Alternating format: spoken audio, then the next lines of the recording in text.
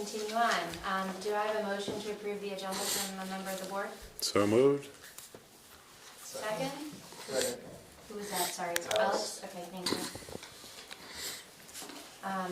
Okay, all in favor of approving the agenda? Aye. Aye.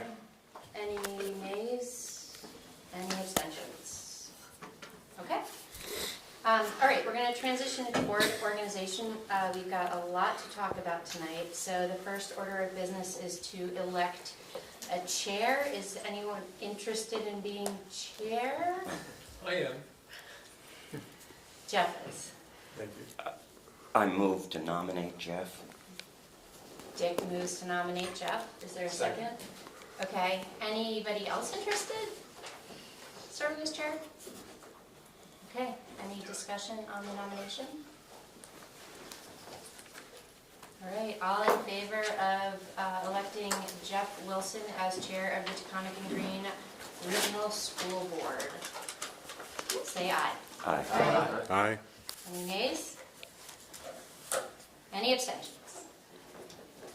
Okay, Mr. Wilson, turning the meeting over to you. Thank you for your support. I really Congratulations. enjoy that, having that support. And hopefully, I will try my best to carry on the good work of our previous two chairs, the two that I worked with, Herb and Mel. They did a really exceptional job.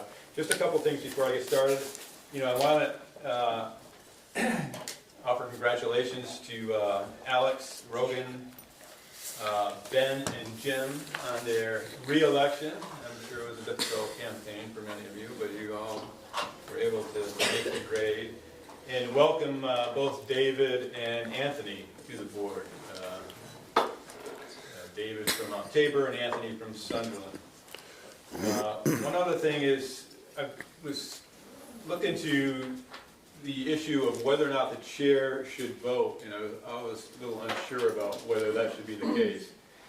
And so I looked at some of the VSBA information that they had on that, and indicated in a seminar that was given by Sue Siglowski back in 2022, the executive director of VSBA, that the board should not vote unless he or she is breaking a tie. And so I will follow that advice unless told otherwise, and only vote when the vote is tied, and I'll cast a vote in favor or opposed, depending on the situation. The next thing that we should clarify is that there is indeed, and it's different than Robert's rules, but state law, which supersedes Robert's rules, does have a subsection in it now under the open meeting law that requires that if any vote is taken that is not unanimous, it has to be taken by roll call and reported by roll call, yea, nay, and abstentions. So we'll be following state law in that regard as well. Let's see, what else do we have? Election of officers, I guess that's the next thing on the agenda. And I'll follow Randy's lead, and we're talking about vice chair, and ask who on the board may be interested in serving as vice chair. I'm interested. Ben Dick and Dale. Dick Dale. So, this Robert's Rules says, and again, I looked at this a little bit earlier, indicates that the first one nominated would be the first one voted on. I don't know how fair that is. I guess we could flip a coin, but I don't have one on me. Would one of you like to go first, or is there a nomination that would like to be made at this point in time? Lindsay? I'd like to nominate Ben for vice chair. Okay. So, is there another nomination on the floor? Well, I mean, do we have that? So I should nominate Dick? So that Yeah, if there wasn't a nomination, then it would be, Dick would not Be running. have the ability to run. So I just want to make sure that we actually have two folks who are properly nominated. So David is nominating Dick, and again, there's no need for a second, I'm told, under, when it comes to voting officers. So taking the first nomination first, Ben Freeman has been nominated as vice chair. All in favor signify by saying aye. Aye. Those opposed? So, Because this is not an up or down, It it's a isn't. contest between the two of us. yeah, So, but it says majority, if a majority of the board votes, Okay, and if there is a nay, then we go to roll call. But I didn't hear any nays, but I'll call the vote again. Can I just ask a point of Yeah, clarification? sure. So is the expectation, if a board member is voting yay for Ben, then when you ask for nays, they say nay? Okay, do you understand? If you're in support of Ben, then when you say yays for Ben, and then the people who would be voting for Dick would say no for Ben?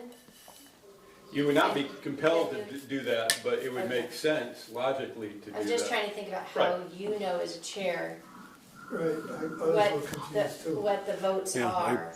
you count the Would it- yays.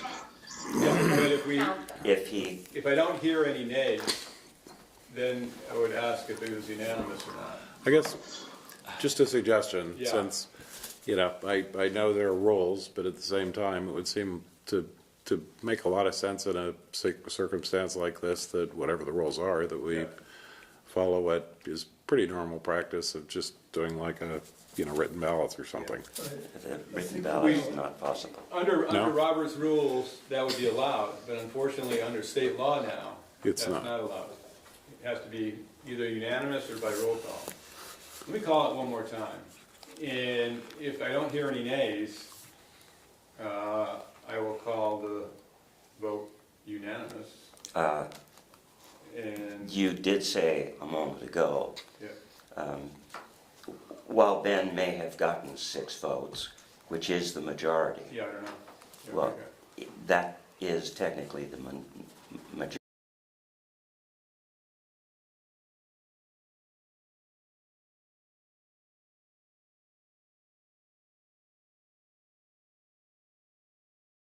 But the other issue was that this is the very first time, other than the opening set of elections, when nobody knew anything about anybody, Right, that in fact, we've had an election. right. This establishes the precedent for any effective, viable election protocol going forward. It's obviously a very positive thing that there are at least 2 of us wanting to serve in that position. So you're the chair, you get to determine what you want. Right. So we have 2 nominations, correct? So at this point, I think you make a good point. Why don't we hear from the folks who are interested in seeking the position of vice chair before we have a vote on which one shall prevail? You want to go, put you on the spot, why don't you go first, because you're nominated first. Well, I'm interested in running, really because of the time we're in and the place that I'm in terms of being able to contribute. I've been on the board for 7 years now. Prior to that, I spent over 20 years in education as a teacher and administrator. I continue to work in education on my own time. I've had 5 kids in a blended family that are either in or have gone through the system. I have a son and stepson at Floodbrook right now, and 2 boys at BVA, and 2 that went through Floodbrook and then through SMS. So I've seen a lot of the different facets of our organization, our system, and feel like I have some good perspective from that vantage point, and then also from my time as working in education. I also serve on the town select board, and I'm the chair of the board at Shelburne Farms right now, which is an education nonprofit here in Vermont. And I feel like those various experiences will serve me well as vice chair. I feel like I could work well with Jeff, and I feel like this particular moment with the middle school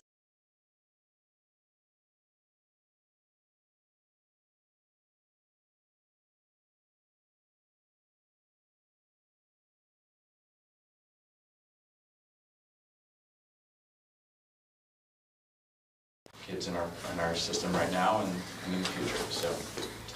Great. Thank you, Ben. Yep. Dick? I too have a considerable background in education and administration. 41 years at an institution, and did lots of different things in that institution, including designing a bus system that traveled basically all over Connecticut, bringing students to my private school.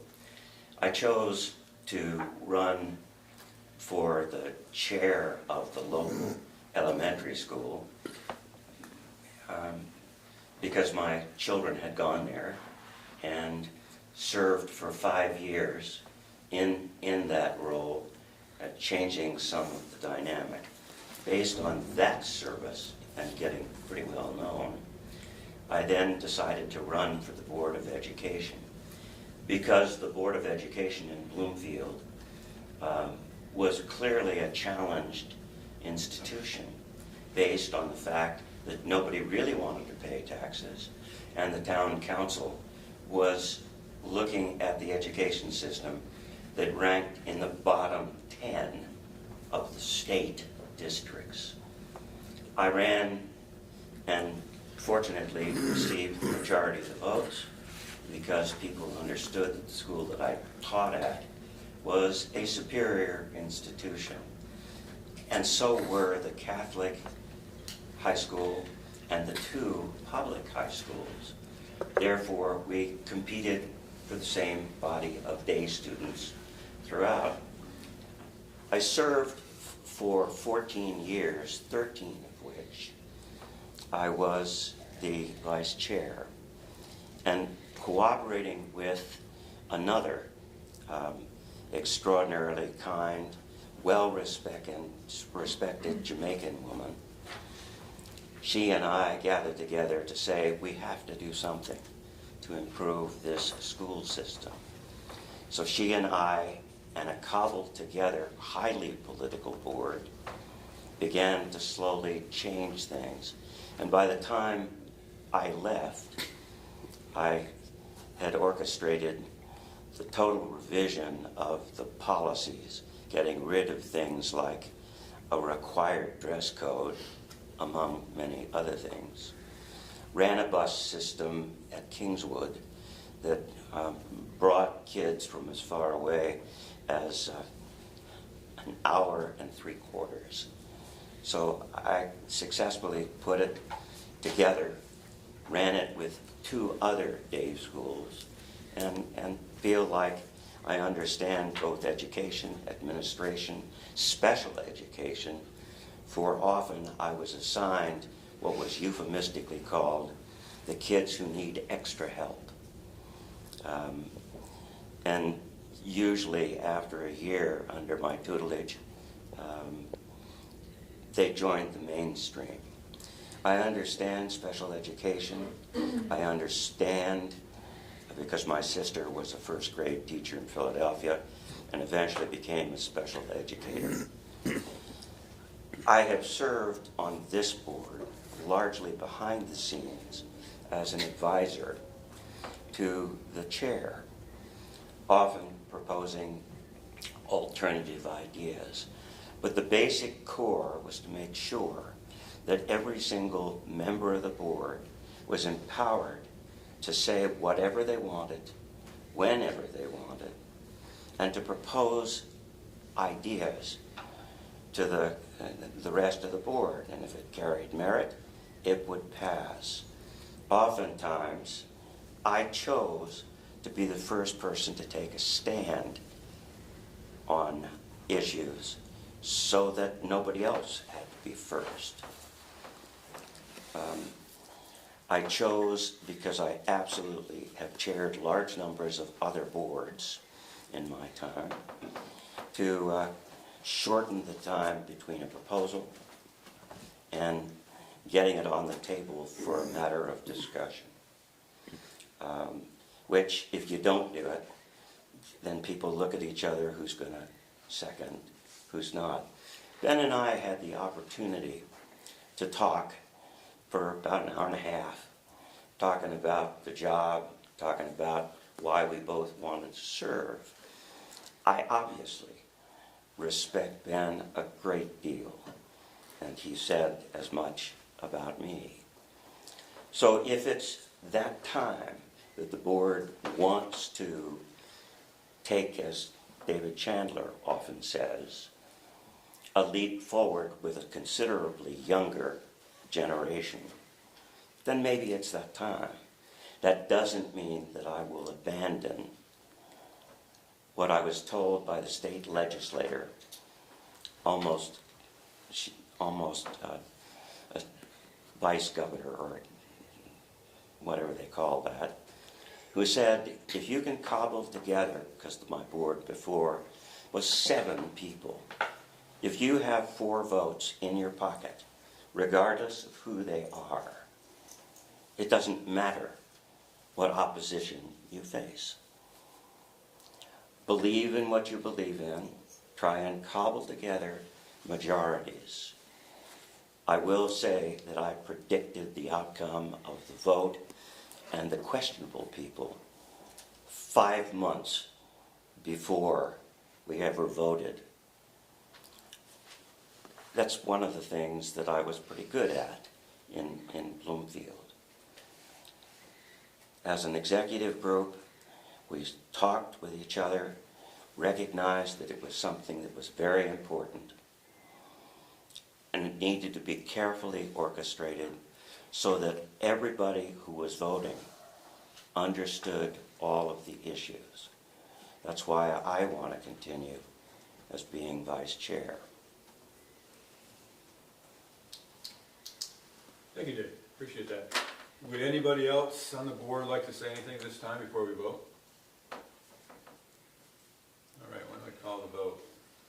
We'll take Ben's first. All in favor of having Ben be appointed or elected to the vice chair, signify by saying aye. Aye. Aye. Those opposed? Those opposed? Those abstaining? So I would call that a unanimous vote, not hearing anybody. There were actually 6 votes for aye, which makes it a majority. Well, I would object to saying that it was a unanimous vote, well, only because you orchestrated a rule that said affirmative votes. But if that's your ruling, We could roll call. yeah, I mean, we're gonna do a rule, I mean, my ruling is essentially following state law, which says if it's not unanimous, well, then I would vote no okay. in order to There we go. require Then we'll do a roll call at this point in time. Is everybody ready for the roll? I got this actually prepared. Alphabetical order, yay or nay, or an abstention? for Ben. Is that Yes. correct? For Ben first, and then, Okay. if Ben gets a majority, then there is no reason, I don't think, we can do that. So David Chandler, Abstain? abstain. Dick Dale, Abstain. Ben Freeman, Yes. David Langsett, Yes. Rogan Lechthaler, Yes. Kelsey Moskowitz, Yes. Lindsay Ralph, Yes. Jim Salzgiver, Abstain. Anthony Thompson, Yes. Alex Wild, Yes. John Wilson isn't here, he's absent at a hockey game with daughters. And Jeff Wilson does not vote. So we have 1, 2, 3, 4, 5, 6, 7 yeses, and 3 abstentions, and 1 absent. So Congratulations, Ben. Ben has been voted vice chair. Congratulations. Thank you. Next item on the agenda. Jeff, could I just? Yes, you may. I Definitely. just wanted to, well, first say thank you for your vote of confidence as a board, and also, just as importantly, to say thank you to Dick and recognize that I do have deep respect for you, Dick, and the work you've done, and I know the board does as well. And I look forward to continuing to work with you on the board, and I know I can count on you to be a vocal participant. So thank you very much for your service and for your continued service.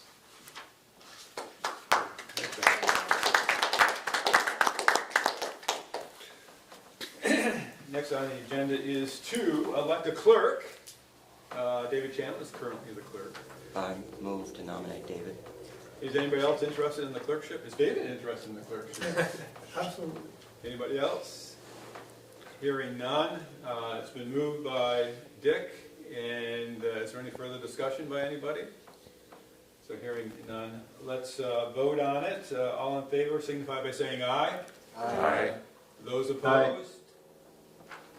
Those abstaining? It looks unanimous to me. Did someone second that?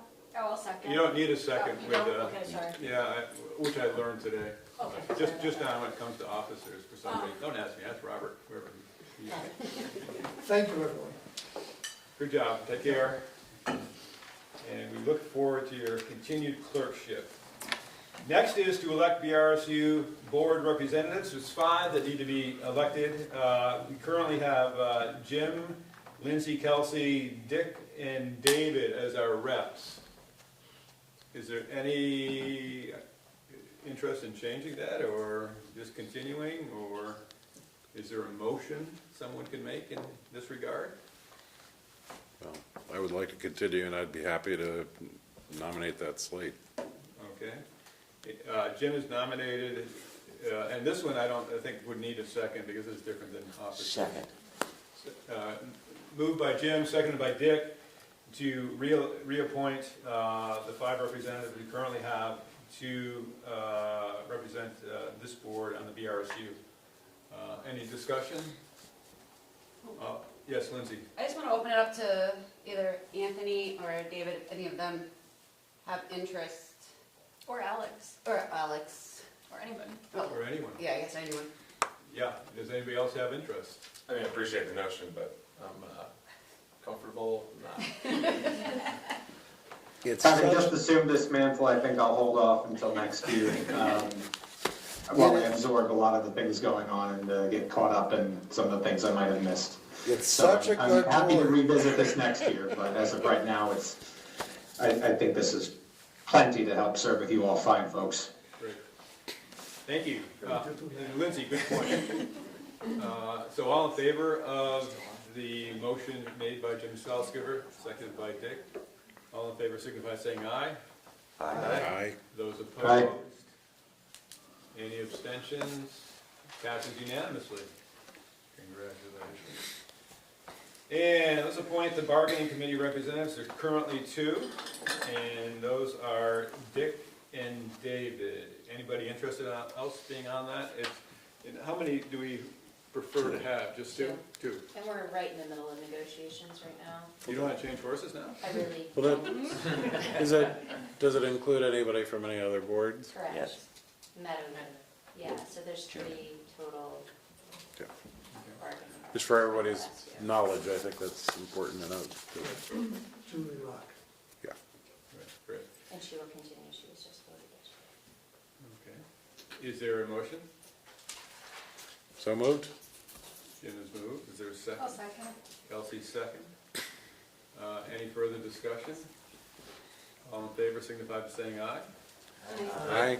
Those opposed? Aye. Those opposed? Looks like it's unanimous. I'll call it unanimous, and congratulations on your reappointment. The Policy Committee.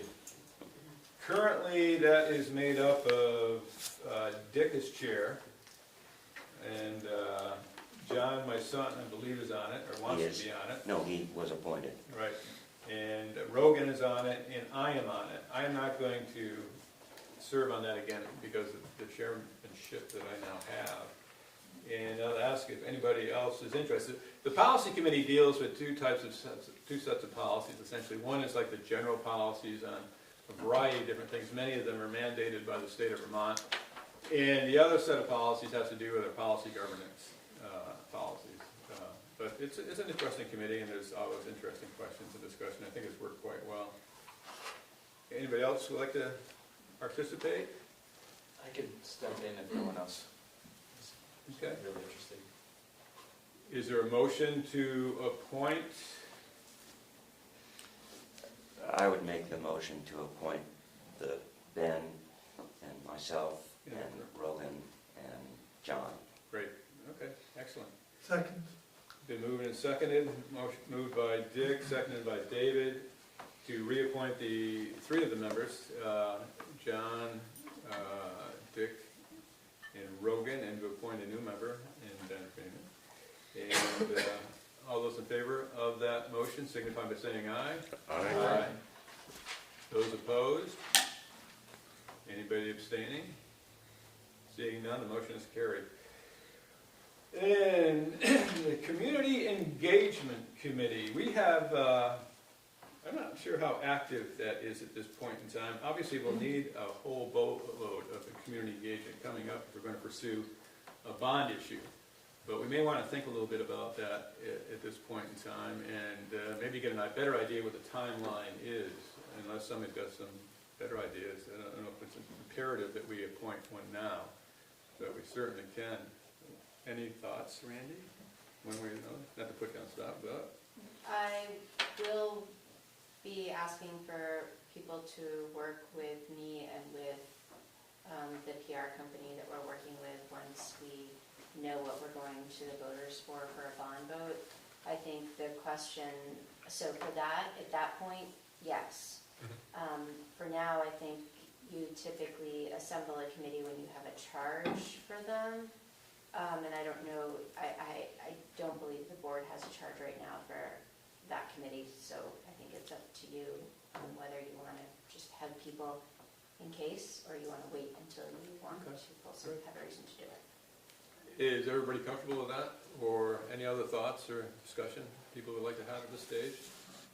I'm fine with that, and down the road, I'd be happy to join in on that Excellent. committee as well, Great, thank you, Dave. since it's not immediate. Right, So when we get to that point, I'd be interested as well. okay, good.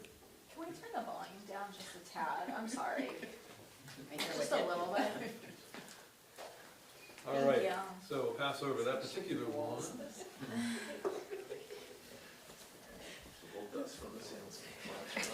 Next item is to authorize the chair to sign previously approved contracts. Is there a motion in reference to this item? I'm happy to make a motion. Jim has moved, is there a second? Second. Second, Alex is seconded. Any discussion on this particular item? Alex, second. Alex. David thirded. Okay, no hearing notice. Anybody wants discussion? All in favor signify by saying aye. Aye. Aye. Those opposed? Any abstentions? The ayes have it. Next is authorize the chair to sign previously approved correspondence. Is there a motion on that item? I move it. Dick moves, second. Ben seconds. Any discussion? All in favor of this particular motion, signify by saying aye. Aye. Those opposed? I'm sorry, Any who was abstentions? the seconder? Who was the seconder? Ben was, I'm sorry. Sorry. Those opposed? None. Did I hear any abstentions? Hearing none, that item is approved unanimously. And J is authorize superintendent to sign previously approved contracts. Is there a motion on this item? so moved. David moves, Dick seconds. Is that right there? Any discussion? All in favor, signify by saying aye. Aye. Those opposed? Any abstentions? Hearing none, that's approved unanimously as well. Appoint the truant officer, which is item K. The suggestion is Tim Oliver, unless somebody, you guys want to do it, that's fine. Is there a motion on this item, please? I'll move. David moves Tim Oliver, I gather. Is there a second? Second. Lindsay seconds. Any discussion? All in favor, say aye. Aye. Those opposed? Any abstention? That's approved. I'm sorry about, clearly it's the first time we've used non-heat. Well, we can hear Maybe it. I just, because the key was getting ready for it. Let it cool down a little bit more. Sorry. It's like 70, it's just getting so much like going on. Am I the only one who thinks it's hot here? No, you're not. No, it's hot. Better now than during a presentation, I think. Yes. Thank you, Emily. She's thinking ahead. Okay. Thanks. Silver lining there. Next item is I, designated agenda posting locations, and the suggestion is the schools and the post offices. Is there a motion on this item? Ben moves. I'll second. And Kelsey seconds. Discussion? Lindsay? Just one thing I've noticed, we've been posting on Facebook, not Facebook, Front Porch Forum a lot for, Yeah. and I'm wondering if either a link to the agenda or the agenda could be in that, so I don't know, can we add Front Porch Forum to our agenda postings? I don't know. We, there's a lot of rules around Front Porch Forum, and I'm not sure we can attach links, but it wouldn't be something that you would, it's not like a required, this is what's required by law. Oh, We do it in a lot of Right. other places, Right. but I'm not sure we can even link it in with, there's, like I said, it's a lot of rules around We Front voted, Porch we voted as a board to include Front Porch because some of the distant towns never got the postings in any kind of time for people to really understand what was going to be discussed and when. We issue traditionally our agenda either on the Thursday night or Friday before the meeting. And it seems to me that we accomplish that posting by regularly putting it on a place where a majority of people in those towns tend to look for community events. And it worked out pretty well, I think. I guess, can somebody confirm that? I thought we posted the meeting, but we didn't post the agenda. Yeah, I don't think the agenda's on it. I Yeah. can take a I look don't think we can and post see the if it was entire recent agenda on there. that we posted one. Well, we can look into it, but I believe that. I don't think they take attachments. It's Yeah, just- I think all we did was make sure that we were informing people about the meeting. For the, it says in there for a meeting agenda and a link to participate, click the following link. Well, Bob's on, he could probably tell Oh, us. yeah, there we go. Sorry. That's fine. But in any event, I think Randy makes a good point that for the purpose of this, our minimum legal obligation will be, newspaper and post office, schools and post offices. We can do above and beyond that if you like. Bob, you want to say anything? I'm sorry.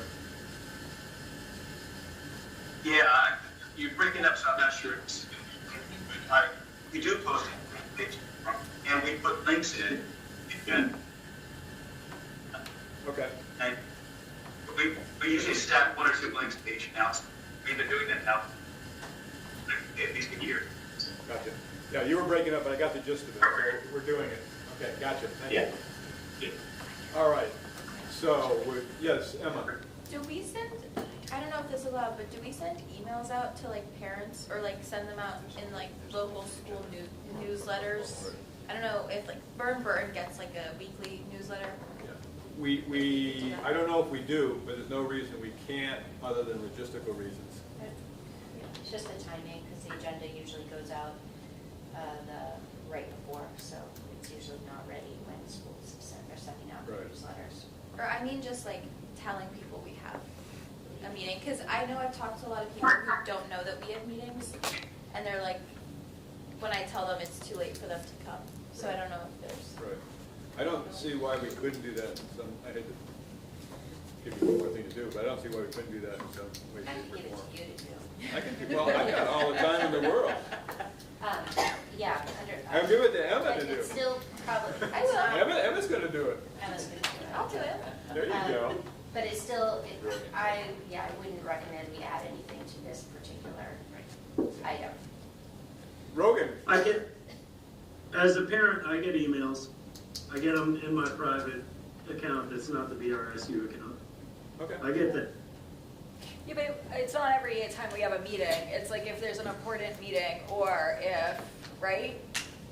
Yeah, I just see them pop up. So I don't pay attention because I see them on the BRSU, but I do get information from BRSU in my private account through my kids at Blood Brothers. So I don't know. We can ask Emma to make this a project on her part and report back. You all right with that? Yeah, I do. Look at that. I like the can-do attitude you have. Excellent. Thank you. Where are we? We need to vote Any on further schools. discussion? Yeah, designating the agenda, posting locations, schools and post office, further discussion. Has there been a motion? No, probably. I can't remember now. Dawn? No. Read the record back. No, there was, because we can't have a discussion without Yeah. a motion. Yeah. I thought that was, Well, let's do it again, just for the I heck of think it. Yeah, the I, newspaper. Schools. No, No, L, Agenda designate posting agenda location? posting. Ben I'm- Halsey. Yeah. Ben and There you Kelsey. go. Yeah. Good job. Any further discussion? That's right, because we did have the discussion, and you usually have the motion first. Usually. Hearing none, let's vote on it. All in favor, signify by saying aye. Aye. Let's vote. It has, any abstentions? I gotta call that. Hearing none, opposing or abstaining, it passes. Thank you. N is establish a stipend payment date, and the suggestion is A sometime. newspaper.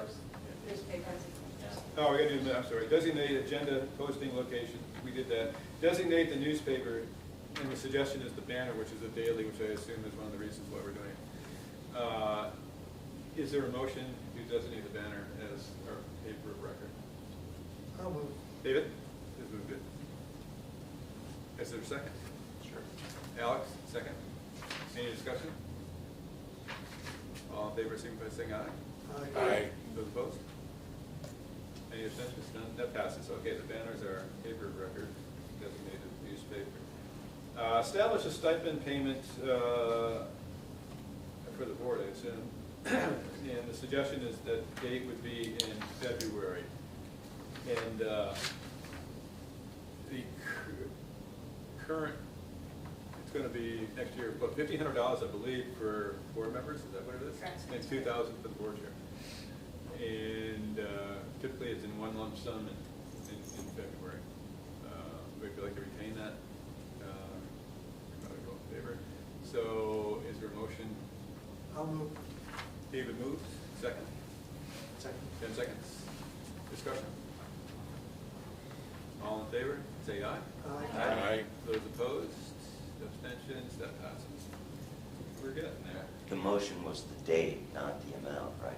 That's correct, yeah, it's February, correct. That's good clarification. Motion to reauthorize the superintendent to sign financial orders. This is something that's been I'll done. make the motion. Is there a motion? I'll make the motion. Jim moves it, second. I'll second. It's been moved second, discussion. Hearing none, all in favor, say aye. Aye. Those opposed? Abstentions, that passes.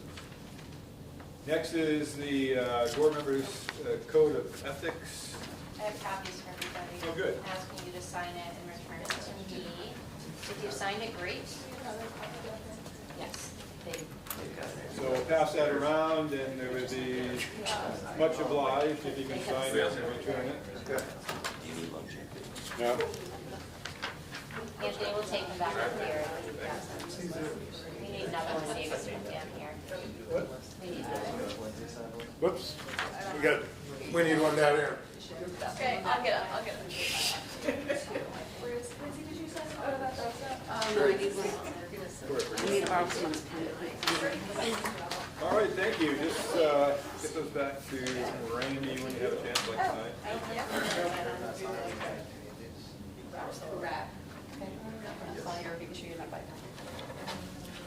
Okay, we also want to approve our meeting dates for the next year. That's on page 5 of your packet.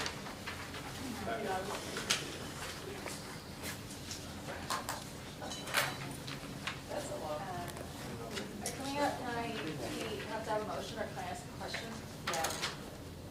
Yeah, go ahead and ask it. August 4th, is that gonna be a 6:30 PM meeting? Because last year it was a retreat, like an all-day event. So that will be an all-day. Yeah, unless we change it, yes, it would be a retreat during the day. Because it's not Yeah, usually, stated. that is that way. correct, it's not. On that note, is there a possibility of moving that later in August to like the next week? Or is that too close to this? Because it's not a business week, it's not, well, we will conduct regular business, but the retreat. Anyway, just planning summer Yeah. plans. Let me just, Summer stuff. I think for me, the week, like if we did the first half of the week of the 10th, that's fine for me. I'll be away the week of the 10th. I may also be away. That won't work. Well, the week of the 18th is better for me.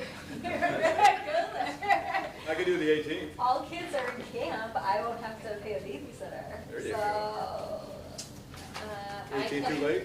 I could do the 17th or 18th. Guillaume, can you work around that with new teacher orientation? Jim's and Martha's You usually can do have whatever I had you one, need for no, I had a teacher. question. November 3rd is also election day. Okay, September 17th or 18th? August. I mean, August, sorry. August 17th or 18th. Either one. Do you want to say something? Is there Well, a conflict? Wait, I which- just have a question. Are we figuring out places where these are gonna be held later on? 'Cause We're I don't- gonna talk about that, but not at this moment, but yes, tonight we will. Okay, because I don't want to put it in my Either- calendar unless I know where I'm going, so. Either right here or at Nantucket. a later. So I'll go wait, there. October, Can you you're drive me? saying what? I'm sorry. Okay, August, moving the August 4th meeting to either August 17th or 18th. Does anybody have a conflict with either of those days? I have a Dick has conflict with the conflicts. 18th. My daughter's having a baby, and that's one of the reasons why I was available on the 4th, but not for 2 weeks thereafter. But I've attended all of them, and part of it is training in the governance idea. So I think I understand the policy governance. I'm just, Why don't we possibly do this? Why don't we just approve it the way it is, and then maybe Celeste can... let's see, you can actually, think are you about it. talking on the 18th, are you talking about an evening meeting or a daytime meeting? Daytime meeting. It would be the Okay, then the retreat. 18th, I'm okay, actually, Okay. for daytime. And you're okay? No, yes. I prefer that week. I prefer week. Does the 18th fly? Or Alex is away? Yes, that should work. The wedding is the weekend before the 15th. Oh, good. You don't need to go to the wedding. Lots of weddings to go to. Okay, Wedding schmeding. so August 18th, and then, Then November, good catch on your part. yeah, we can Then move November November. 3rd, yeah, that's no good. We can move November to the 10th, if that works for people.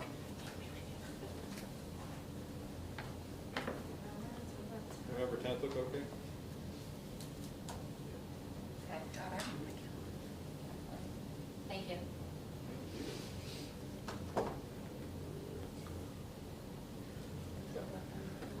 Okay, We're so- not planning to do a July one this year. Right, unless there's like. That's correct. That was an extra meeting. But you know, we didn't plan one last year either. Okay. But you never know, do you? Okay, so with those changes, is there like unanimous consent for those changes? Good. So why don't we have a motion to approve them as amended? So moved, as amended. Second? Ben? Second. Okay, David Chandler, moved it and David seconded it. Dave and Dave. Chandler and Langstaff. There you go. Any discussion? Good enough. All in favor, say aye. Aye. Those opposed? Any abstentions? None? That passes as well. All right, moving on to number 5, which is on page 6, which is review board goals.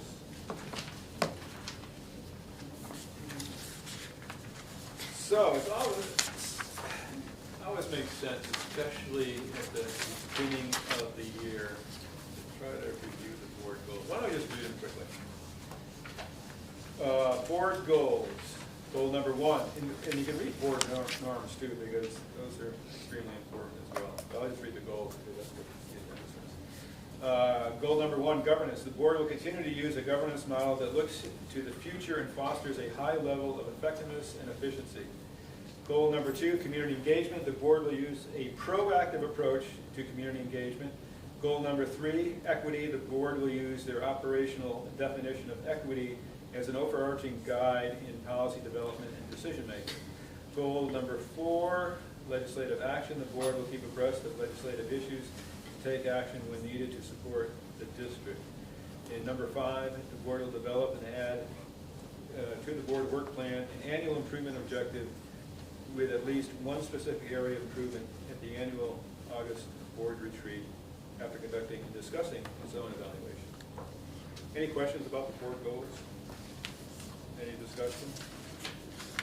So I guess we are, for August, it's policy governance, basically. That'll be part of it, but not the whole thing, because we're doing training tonight, we'll do one more before. All right, number 6 is the consent agenda. That is on, page 7 through the next couple. But it's 3 items on the consent agenda: the minutes of February 3rd, hiring, and to approve the teacher contract renewals for 2026-27. Consent agenda are items that are typically non-controversial. However, somebody who wishes to discuss them can put a hold or indicate that they'd like to, and we'll pull that out of the consent agenda and discuss it separately. Is everybody ready? I move the consent agenda as stated. Apparently everybody's ready, at least David.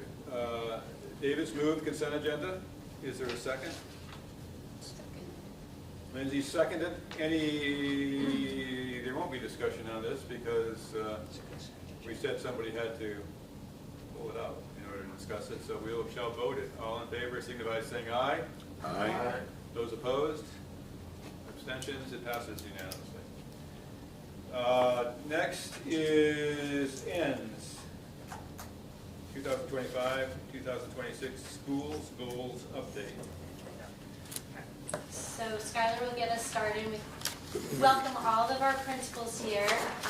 So Skylar, you'll start up there, and then as we work through this, principals, I would love for you to go up and stand at the podium.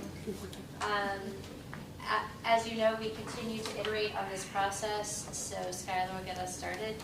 Just pretty great stuff happening. So Skylar is our assistant Sky- superintendent.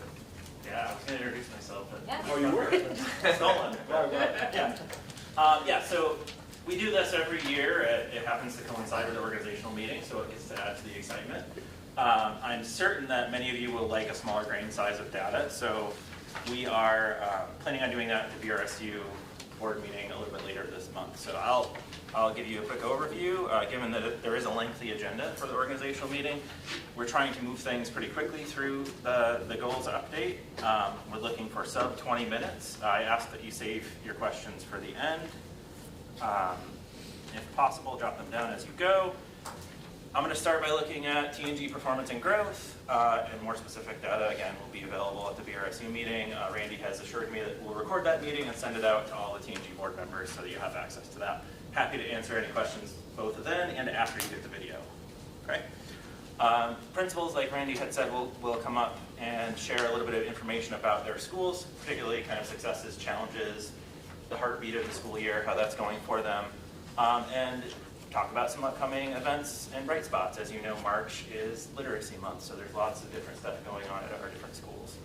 And without further ado, so you've probably seen this before. Those of you that have been on the board a while, I'm certain you have. This is kind of our 6-year timeline of program implementation. To say that this is aggressive is an understatement. Most organizational change takes place not all at once.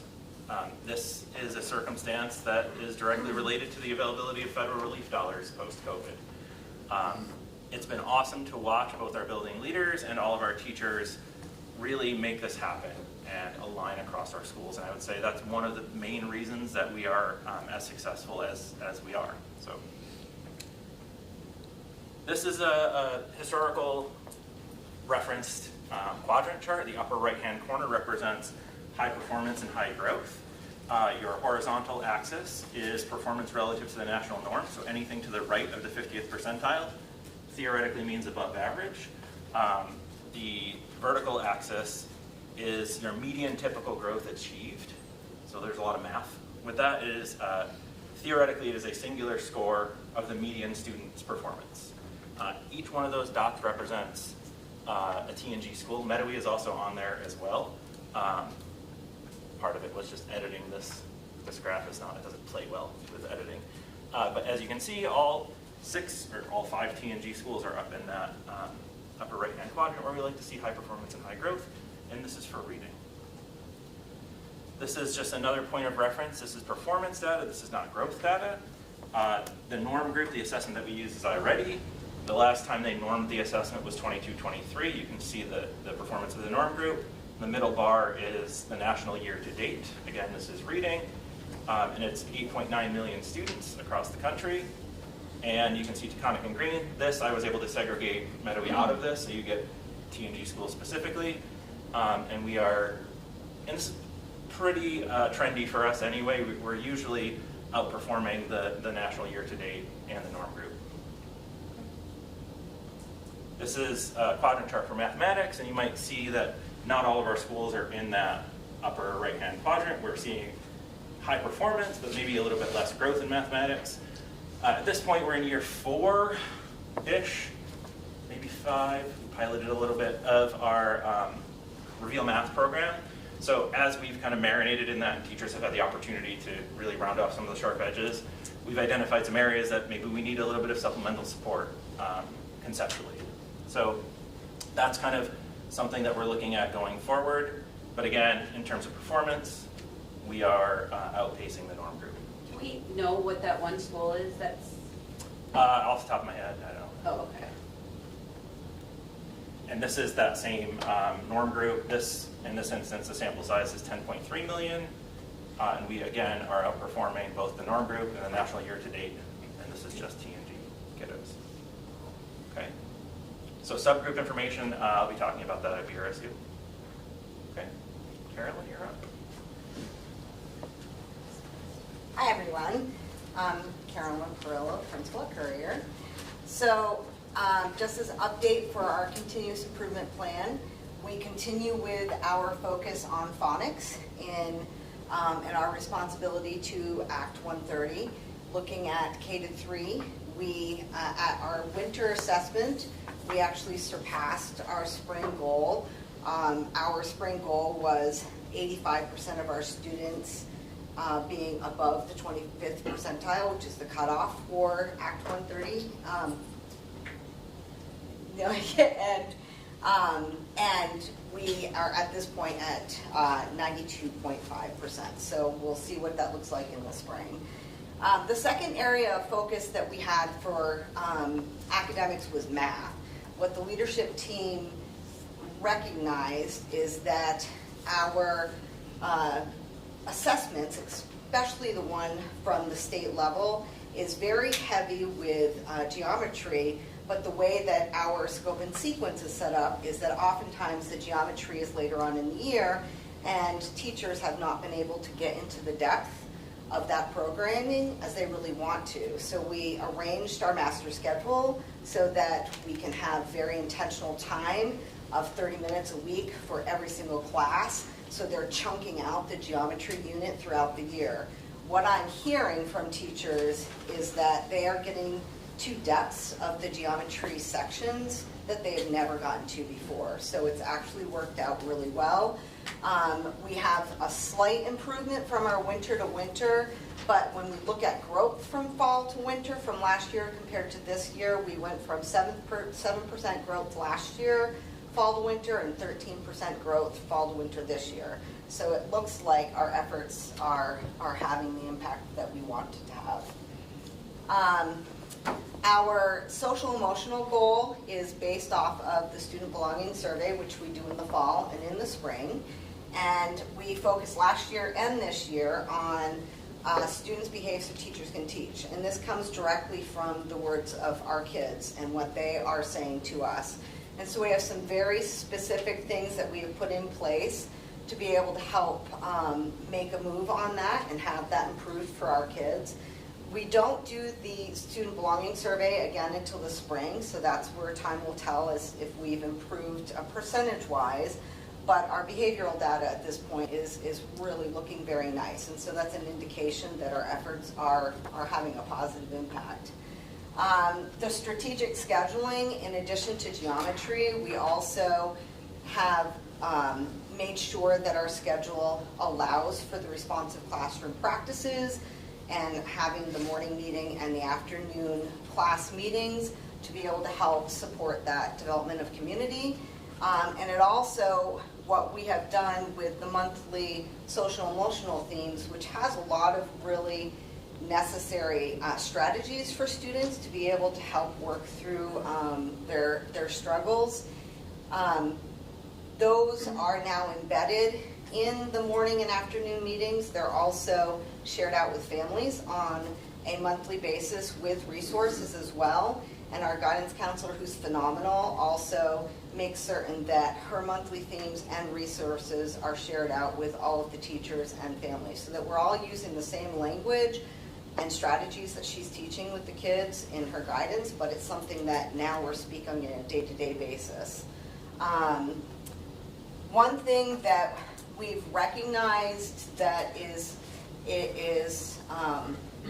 concern, and it's not just Courier, it's really a district-wide, statewide issue, is continuum of services for our students of greatest need. We are very fortunate. We have programs like the Anchor program in the district, which has met the needs of many of our students, but there's a long waiting list for that. And then even with that, when we have students that maybe even need more additional support, there's not a whole lot out there. We've had some pretty substantial programs in our area close the last couple of years.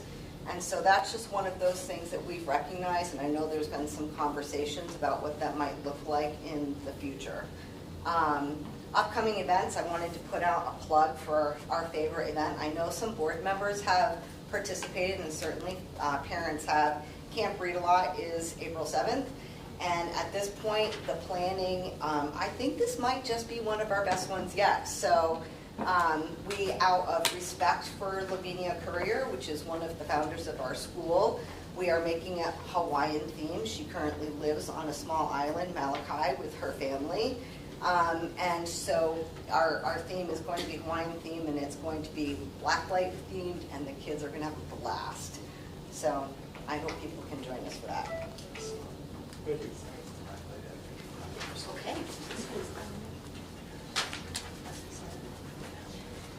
Oh, yeah, that's mine. Who's calling Rosanna? It's me. How's that for timing? That was pretty funny.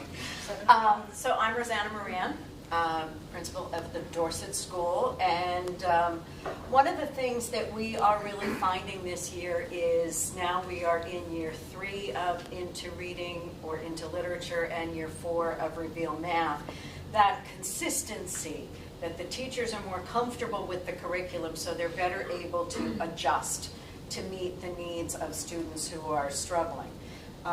We have a tighter structure and schedule for our local assessments, so we're catching students faster when we say that this student is not where we expect them to be, and getting help for that student. Our EST referrals and meetings are also much more structured, and that's part of, from the BRSU and part of the team that we have at school. All of this allows for earlier identification of students who are not meeting the standards. The reading specialist is pushing into kindergarten to help with assessments, so she can notice students who are maybe almost there and really step in and help those students quickly. We also have Amira, which is giving us regular weekly assessments, and we're able to check how students are doing and also help identify those students earlier. That is K to 5. And we have better systems in place for identifying all of our new students, whether it's kindergarten, who are new to all of us, or students who are coming into us in 4th, 5th, 6th, 7th grade. And that comes from those local assessments that we're doing. So for our SEL, our social emotional learning, our goal was on the DESA, which is our a survey that we give to students, and if a student scores below a certain point, then teachers have a much more in-depth survey. And so what we were looking for on our goal from the end of last year was to move to, I think it was 87% of students scoring typical or strong. And we are currently at 94.6%. And our number of students from the beginning, or percentage of students from the beginning of this year of concern went from 9.8% to 5.4%.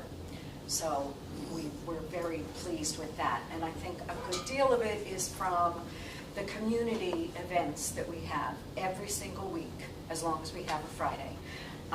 We have either a school-wide meeting where we recognize birthdays for that month, and we do some sort of game or brain break so that teachers are learning new games to play with their students, and kids are up and moving around and getting to meet other students. We have, if we have 4 weeks, twice a month, we have Connections Crew. And we've taken our 162 students and we've divided them into 18 different groups. And there's anywhere from 6 to 10 students in a group. And adults, all the teachers, paraprofessionals, all the specialists are meeting with that same group of students once or twice a month. And they have, it's a K to 8 group. So there are students from all different grade levels in the group. And it could be as simple as cutting out snowflakes, or one of the ones they really love is a scavenger hunt where they go from room to room and have to find something in each room. But it really gives the students an opportunity to get to know other students. And then when you see at dismissal when the students are coming down, or in the morning when the students are getting out of the cars and off the bus, you're seeing kindergartners and 8th graders together. And it's really sweet to see. The kindergartners love it, the 8th graders love it, and it goes, the 5th graders, 6th graders, they're really taking the time to work with those students, which is really great to see.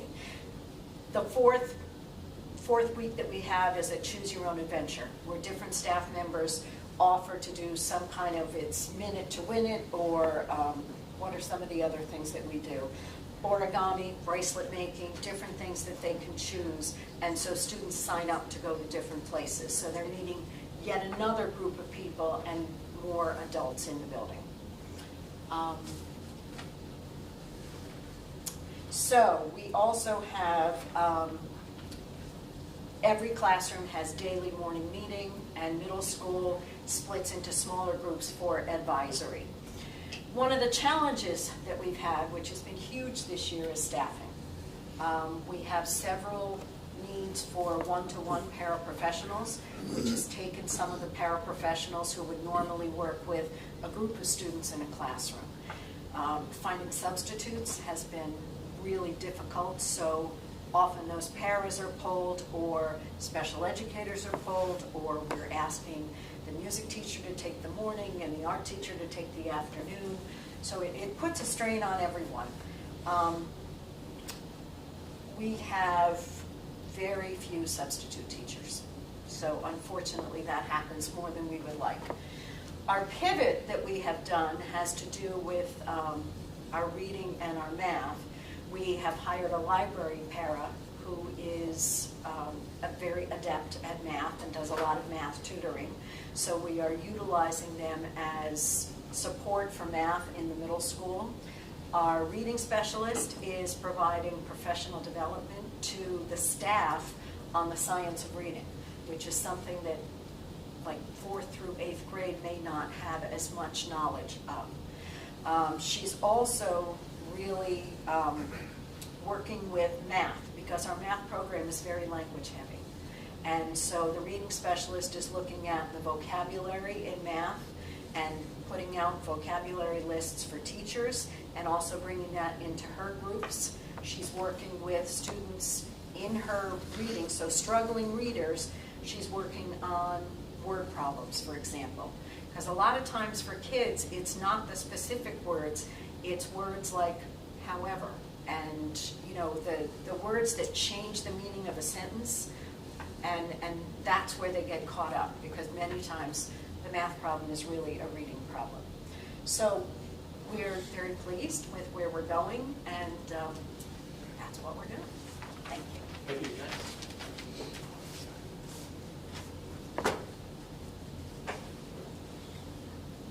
Hello. I'm Johanna Laskowski-Dove, the principal at Floodbrook. This is my 3rd year as principal and my 4th year at Floodbrook. And yeah, so feel a little less organized than these folks, but I'm going to do the best I can. So looking at our 3 goals for this school year, our first goal is around early literacy for kindergarten through 3rd grade. Our second goal is around math and looking for the percentage of students that meet their annual typical growth to increase by the end of this school year as compared to previous years. And our third goal, our SEL goal, is around self-management for students, and that we use the DESA is the benchmark assessment for the social emotional goals. So our hope is that students would increase their self-management abilities by the end of this year. And so far this winter, our data is looking great. Our early literacy goal is for our K through 3 students to, for 84% of our students to be reading in the typical grade level range on Amira, and we were already at that at the winter mark, so that's a good start. Our math goal, we are consistent with last year, so our winter benchmark data was basically exactly where we were last year, so it wasn't below, and hopefully we can go up as the year progresses. And with our self-management goal, we have begun looking at our DESA results, and they are looking promising. I don't have the exact detail of that percentage today, but we have begun looking at the DESA results to see how that growth will continue. And go back. So in terms of these 3 goals, so for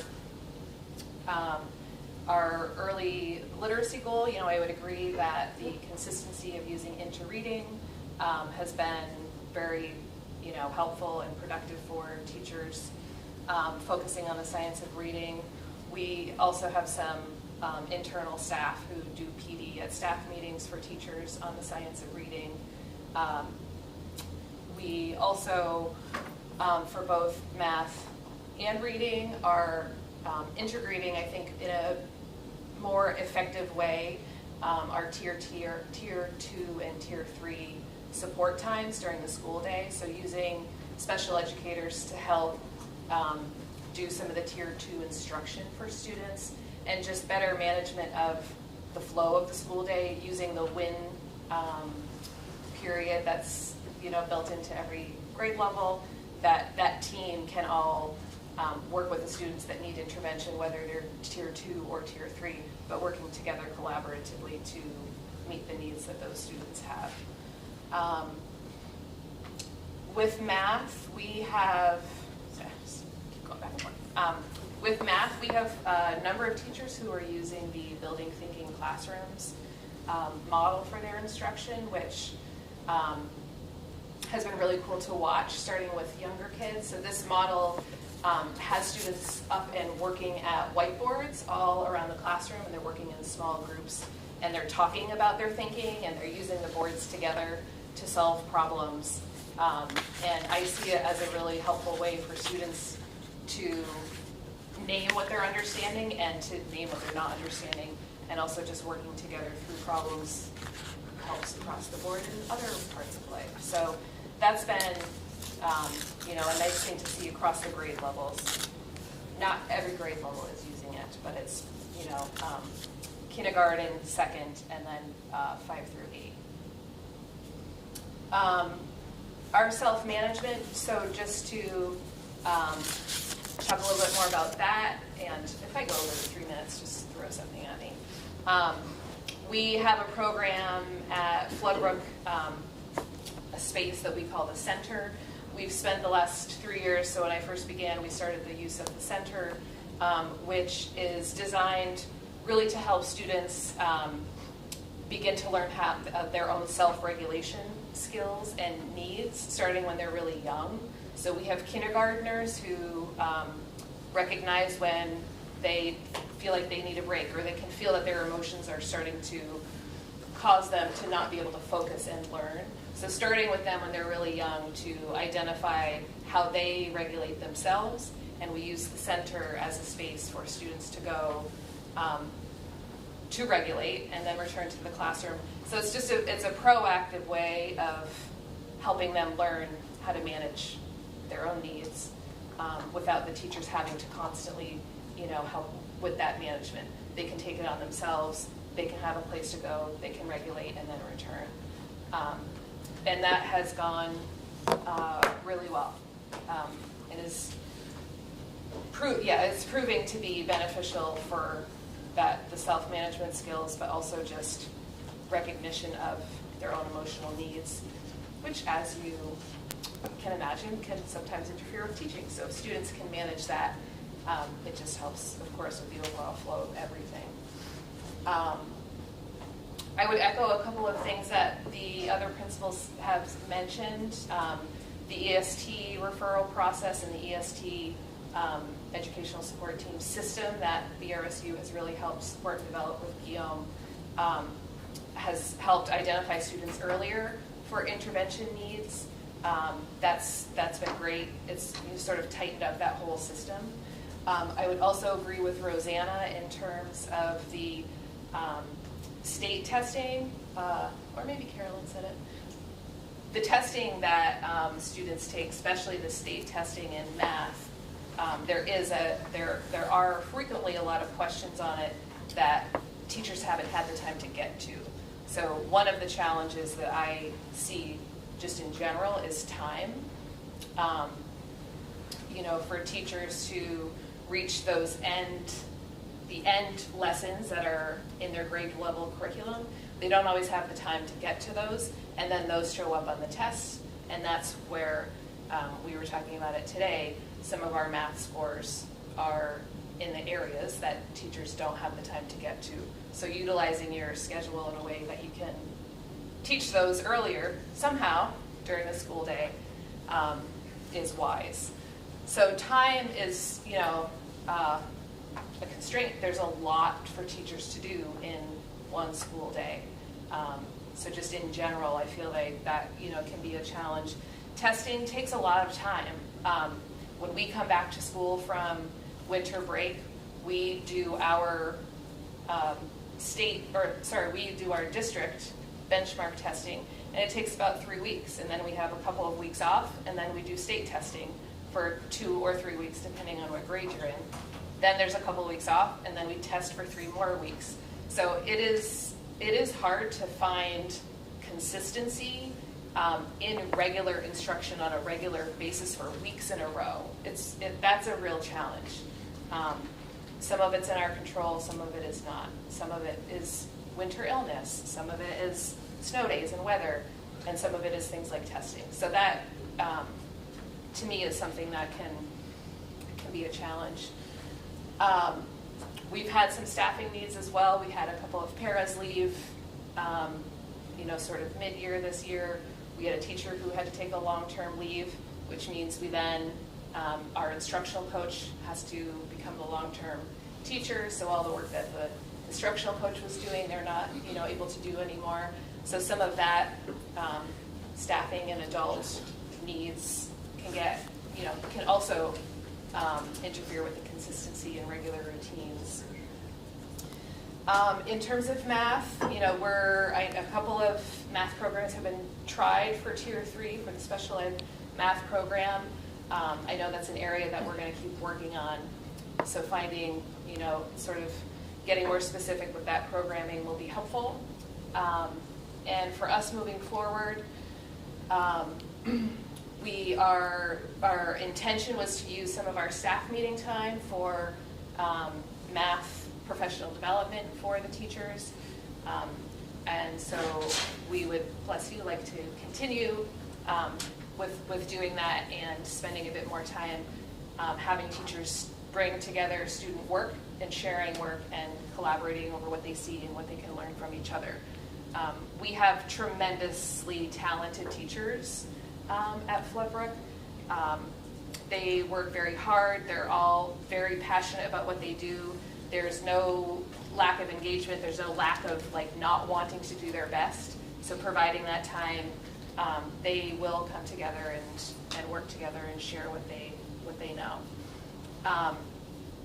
And if you haven't heard, we do like to do fun things at Floodbrook. We do a lot of community building, and similar to what Rosanna was talking about, we have all-school meetings and all-school celebrations, and really focus intentionally on building a positive environment for people to work. It's a tough job. It's a hard thing to do all day, every day. So we make it a place that people want to be in, for students and staff.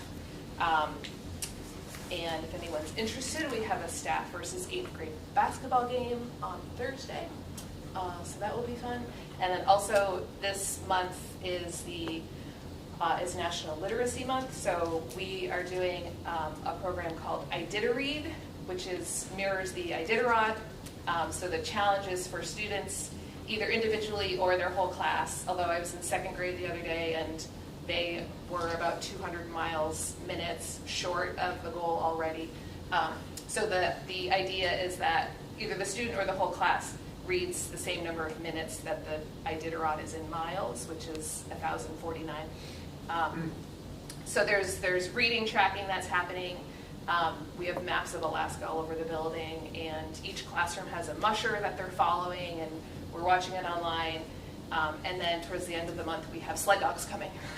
And the woman who's bringing the sled dog team is also an author. She lives in Vermont and wrote Cyber Sled Dogs is the name of the book. So she's coming towards the end of the month.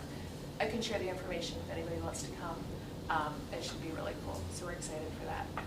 And I shall end there. Thank you. Sorry, way over time. You're welcome. You have 20 seconds. Sounds awesome.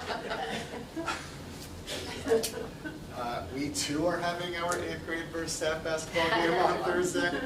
I will be playing. I'm very, very excited to play the 8th graders. Y'all want to jump in, by all means. I'm Harrison Shulman. I'm the principal of Manchester Elementary Middle School. My 4th year there. It's my 3rd year being the K-8 principal. Sorry.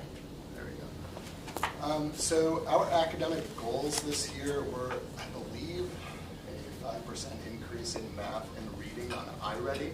We're well on our way. However, we have an outlier. I'm sure Skylar mentioned that he'll be going over more of the granular level data with everybody. Our grades 6, 7, and 8 are achieving high performance and high growth. And when compared to the rest of the school, they're making great gains, but not as much as grades 6, 7, and 8. And absolutely fantastic. I'm attributing this, and I think it's down there, to what Johanna was talking about, which is the building thinking classrooms model. We have been employing this model, I think this is our, I want to say our 3rd year. It's our 2nd though, where it's happening grades 6, 7, and 8. And it's wonderful to watch students, display their thinking aloud, or visibly on whiteboards and watching them move around, which is great for their energy. But, and it's extra wonderful when students know what to expect when they go to different classrooms each year. So that continuity in pedagogical strategy is huge. When a student is in grade 6 and they're being exposed to the thinking classrooms model, and then they go to grade 7 and they see it, they'll know, oh, I remember this. And then they get to grade 8, oh yeah, I totally know what this is. And at every school I've worked on, my colleagues and I have really tried to create consistent activities for students, whether they're, I'm used to making thinking visible strategies, and this is of the same ilk. So it's great, and I truly believe that that's one of the biggest reasons we're seeing the gains. I'm looking forward to working with Jen, trying to figure out how can we have K through 5 students at MEMS be working and using this thinking classrooms model. Some do. I've seen it in grade 4. I've seen it younger as well, but inconsistently. Our students also engage in personal goal setting, especially at the middle level, and those goals are attended to quite often. Mostly by the work of one of our behaviorists, Jen Guttel, formerly Jen Calby. She has really taken this on in grades 5 through 8, and it's just wonderful. Speaking of Jen, with the green light from me last year, and other folks too, Brittany Golden, our assistant principal who works with students for behavior and teachers as well, we've employed town hall meetings for grades 7 and 8 separately each week. It encourages students to, provide their voice. It's their entire grade level and advisors. They're fantastic. Student voice is a part of it, and there's team building activities there. Sometimes I come in if I have to be the bearer of bad news about a field trip. However, I'm also there when students are presenting and sharing different things. So it's really quite wonderful. Across the board at MEMS, I actually want to do a tally in comparison to last year. We just have so many field trips and community partnerships. It's super fun. One of the benefits about where we are is that we're centrally located and we're able to access a lot around us. In addition to that, our teachers also travel quite a bit with students. So for example, I was thinking about this while I was sitting there, like grade 5, they've been engaging with Starbase, which is based out of Brooklyn. It's a STEM program. This is our 1st year doing it. The teacher, Maureen Chaffee, this is her 3rd year at MEMS. She had experience with it when she joined, and she brought it here, and the kids just took off with it. It was huge. Students learned rocketry and other STEM-based activities. We're going to hopefully continue this next year. I signed the paperwork today. So hopefully that will be going on and continuing. Our grade 1 students, I was working with the team, and they approached me with the idea of combining social studies and science into field trips. When working with community members, I said, yeah, absolutely. As Johanna mentioned, and I think other principals, and I'm sure Jen would attest to this as well, time is incredibly scarce, right? It's the most scarce resource we have in our school, I think, for teachers. And we thought, yeah, sure, let's see if we can combine everything into one fell swoop. It's been great. We have grade 1 students working with Fiddleheads, which is a local private forest school, and they happen to be located behind us, so it's wonderful. We also have students who consistently go to the library, Manchester Community Library, and collaborate with, forgetting their name right now, not just Paige Vignola, but also the child librarian or the early childhood librarian. They are wonderful. No, Amet, it's not just Amet, it's also someone who works with Amet. But yeah, Amet's wonderful as well. So they constantly are in the library working, and it's been absolutely great. Also working with MPD and visiting them on occasion to learn about members of our community, different service providers and goods and services, and where students are in their community and what's their place. As far as, it's nothing unique to MEMS, but we had some staffing, changes or kind of places where we've had to pivot.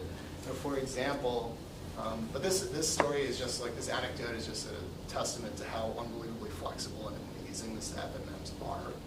We had a 7 through 8 academic interventionist, and they were wonderful, and they had to retire, I don't know if it's really retire, but they had to leave early because their partner was ill. So I said, okay, but what about all the services and the students that are receiving services in grades 7 and 8, tier 2, so academic intervention, not special education. I met with the 4 academic interventionists. We worked it out on paper, and we said, can we do this? And they all came together with me, and then they asked me to kind of give them some time to figure it out, and I said, yes, we're going to do it. And right now, our grade 7 and 8 students are being seen by the academic interventionists. No student missed, I think they missed services for like time, maybe for like 2 or 3 days while they figure this out, and it's great. It just shows that the staff at MEMS are incredibly, like, they come together and they work really hard for kids. And I absolutely love it. That being said, that's it with my presentation. I do want to say to the board, this is my last year here. So for everybody who I've known, and new folks too, thank you. You all have been wonderful, super patient, super kind. So thanks, really appreciate it. Jen. I heard Jen has a song. Thank you. Yeah. That's what she said. Oh, well, sorry, Jen. I did cover for music for a while, staffing issues, but I am not doing a song. That was just for your pleasure. You would not want me to do a song, but Jen Turner, I am the principal at Sunderland, and did I do something to this? There we go. Okay. So I'm going to start with our celebrations, our successes, and what we're feeling really great about. The same quadrant that was up earlier for all the schools, when you put if I put Sunderland's up tonight, you would see that for reading, all of our class medians are in the high growth, high achievement. High growth and high achievement, and it actually is all above the 80%. And there's 4 classes that are above 100%. So that was like a huge celebration for us. We were very excited to see that and felt good about it. We also just found out that the state report card has us exceeding in math and ELA. I reached out to the 24, 25 teachers, all 5 of them, and told them like that was an accomplishment that they should feel proud of. So we are definitely feeling really good about that. And in our SEL, like I've actually heard from other schools, the DESA has also been really positive for us, and I attribute that to a real change in our culture. Like, we came into this year knowing it's our final year, and we made a commitment to have it be a year of making memories and having fun together. And you can really feel that. You can see teachers collaborating together and coming up with ways to work together and learn while they're having fun doing things with, maybe K and 2nd and 3rd, or the first graders with the 4, 5, and 6. It's you can really feel the collaboration. You can feel the connection.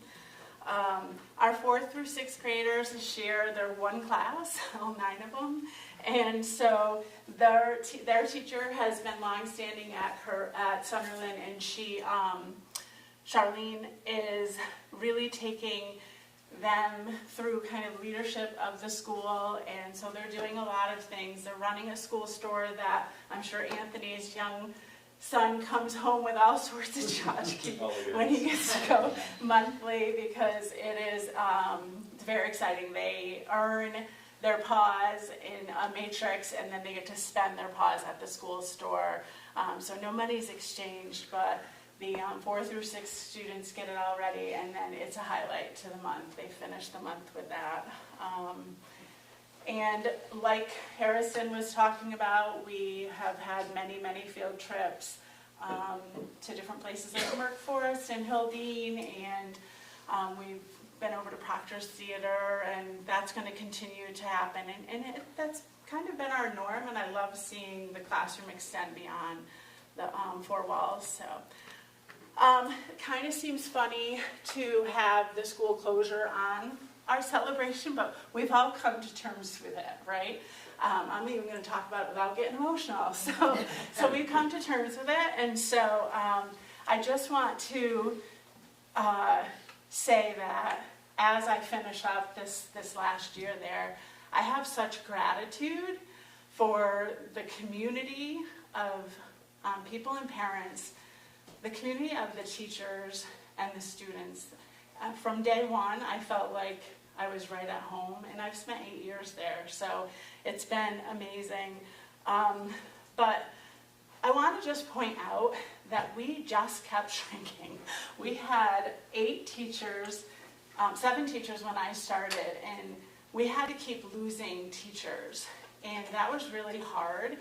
And every time the teachers did whatever they had to do, whether I was saying, I need you to teach 2 grades, or whether I was saying, how about you teach all the ELA for 3 to 6? They just did it. They stepped up and did it. And so that's really a testament to who they are. And it really has been a wonderful place for me to start my principal role. And I do look forward to taking what I have learned in this beautiful community and carrying it on in a new community. And that will be happening. So I just wanted to say that as a celebration. Okay, so on the other side of that, we have had some challenges. Our math growth this year is not actually matching our reading, and it's not quite up to where it was last year. Coming into this year, I was a little worried about that. 2 veteran teachers left, and one of those was extremely strong math teacher. So we, we're really supporting those new teachers and really helping them with what it means to teach math effectively. And I'm using a rubric that I created with some help from some other eyes, and we're unpacking what the needs are of them as math teachers, and we're going to really work closely to provide more PD during the faculty meetings that we have that help make sure that math is really about the thinking. And I'm pointing over because other people are mentioning it, and it's not just about answer getting, but it's about like deep thinking and the approaches that you're taking. So that's really a shift for us. That's what we're working to improve there for math. So hopefully by the end of the year, we will see the growth that we were hoping to see. And then the other thing is that our goal, our Act 139 goal is for marginalized students. And when we just looked at all the data, we really, we want to see more.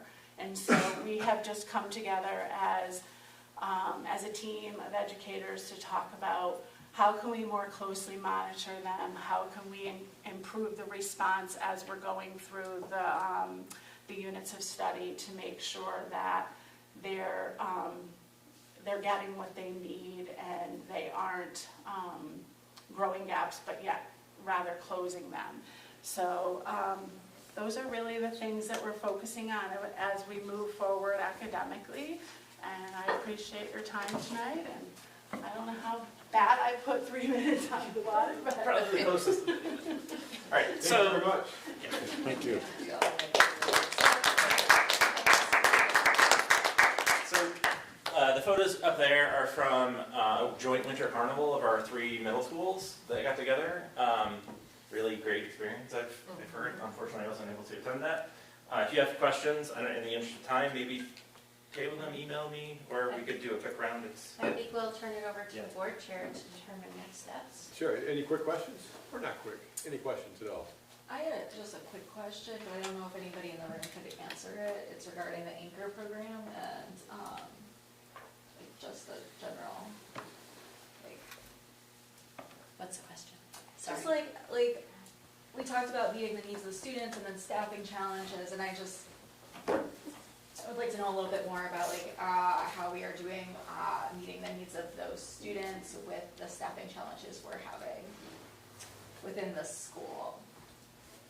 So I don't know that I can give you a specific answer. We've, when we talk about continuous services, we've expanded Anchor to be K-8. We have Rise and what is this? Sail, thank you. So programming, be easier for me if it was one name, elementary and middle school. But for students with autism, we've got a program with life skills for kids with developmental delays. So our continuum of programming and services has continued to expand. And I can't talk specifically about Anchor as far as student performance compared to I'm just wondering about like staffing. Are we still like and maybe I'm just like missing, but I feel like at a past meeting we talked about how there were staffing challenges. I wouldn't single Anchor out with anything different than what's normally anybody, happening. right? Okay. There's nothing about it that sort of is any different than the staffing challenges that we face across the board, and we're kind of pivoting,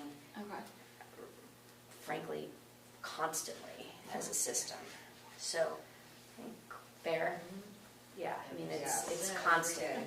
It's constant. So, it's no different than what we face other places.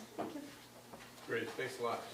If there are questions that come to mind, I assume you could just give them to Randy and then she'll pass them out to people. Sure, and or directly, maybe those things are Yep, I'm happy to, or if you have specific questions about what you heard from principals, I think it's appropriate in this context for you to reach out and specifically ask them, since you just heard from them and it's related to the work that's happening.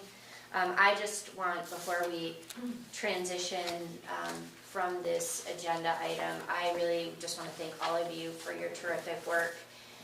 It is really great to hear so many of the amazing things happening in our schools and the very intentional work that's happening both from an academic perspective and a social emotional perspective, and that idea of cultivating belonging and building relationships and paying attention to strengths of academic programming and areas that are not as strong, and how we focus energy. And you're just really, really doing great work. So I just want to, I want to take a moment, since we're all here, to thank you all for your work. And here's to a great, great end of the school year. So thank you. Great, thank you.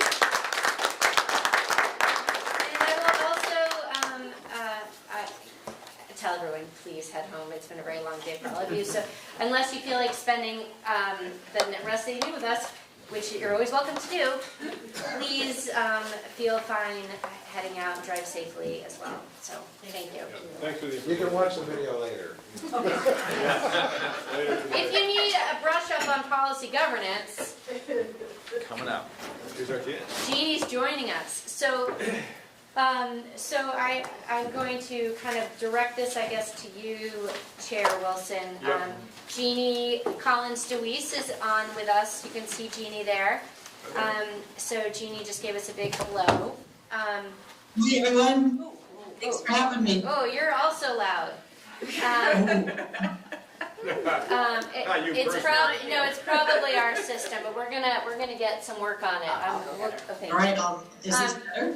Well, we'll work on that in 1 second, Jeannie. But we were just messaging because wondering whether Jeannie said, how does the board feel about doing the policy governance training this evening, or does it make sense to move it to a different night, given the timing and the agenda? And I said I wouldn't be the one to make that decision, so I would include her, and I'm sort of turning it over to you, Jeff, to facilitate that discussion.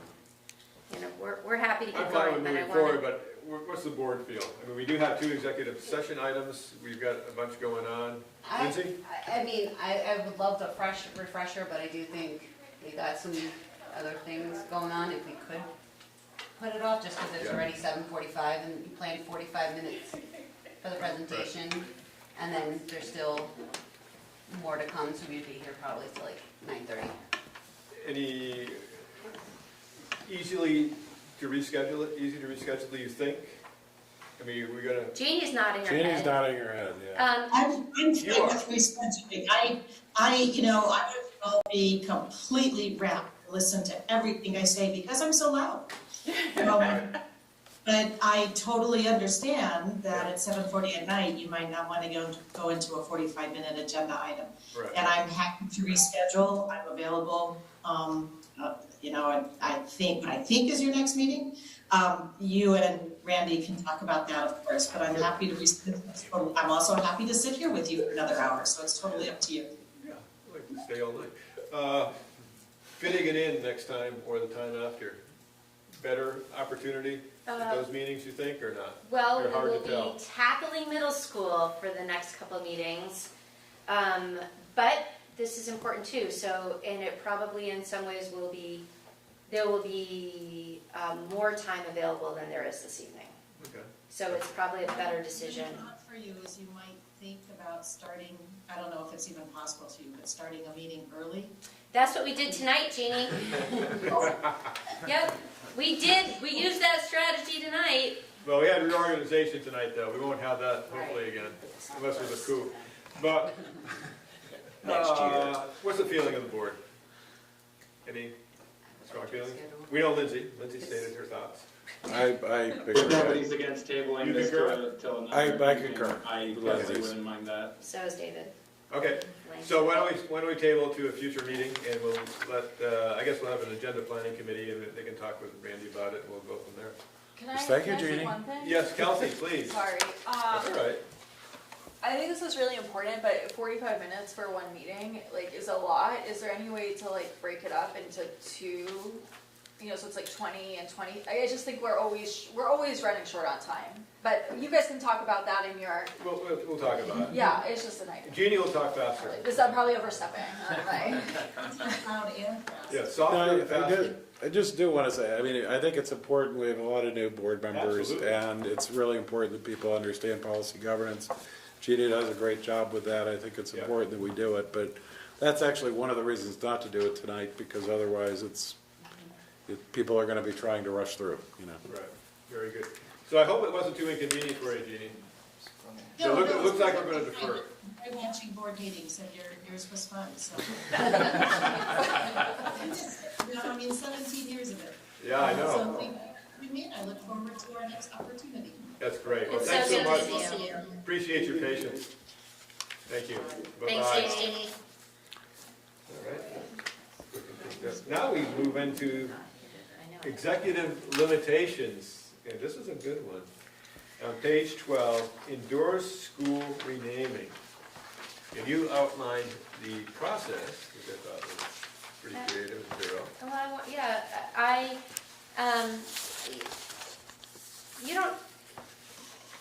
I don't think technically you need to do or say anything, but it really was not sitting well for me to move forward with school renaming without you. Ultimately, the words endorse is what we came up with as we were talking through this when Dick, David, and I were planning this. I really felt like it was important, and for you to understand, we had talked about what we were going to do, for you to kind of have some of the background information, and to see the names, and kids are eager for this information and to choose mascots. So I'm happy to answer any questions you have, but I really would like for the board to say, yeah, we see it, we get it, we understand the process, and we're moving forward with the names. Alex? I like the naming scheme you came up with, or that we all collaborated on. I would say that, could we add mountain to Green Mountain Elementary? Because Green kind of doesn't stand alone. Yeah. Yeah. Taconic and Green, when they combine, that's great. Drop the mountain then. Taconic, I feel like, does stand alone. Green, not loving it. That's a good suggestion. I agree with that one, on that one. Yeah. It was very, odd. But there is a Green Mountain, There's a high school. Elementary? but not elementary. Yeah. It's a high school in like near like the Ludlow area. Right. Yeah. It's in Chester. But you can't have Green Mountain Elementary? Yep. You can, right? Yep. Yeah. You know anything you want? I'm good with that. I think it's super fair. I also thought it was a little bit weird. But That's like a blue elementary school. Yeah, Rogan's got a question. Rogan? Yeah, Green Mountain, certainly over here, Green Mountain's a high school in Chester, for sure.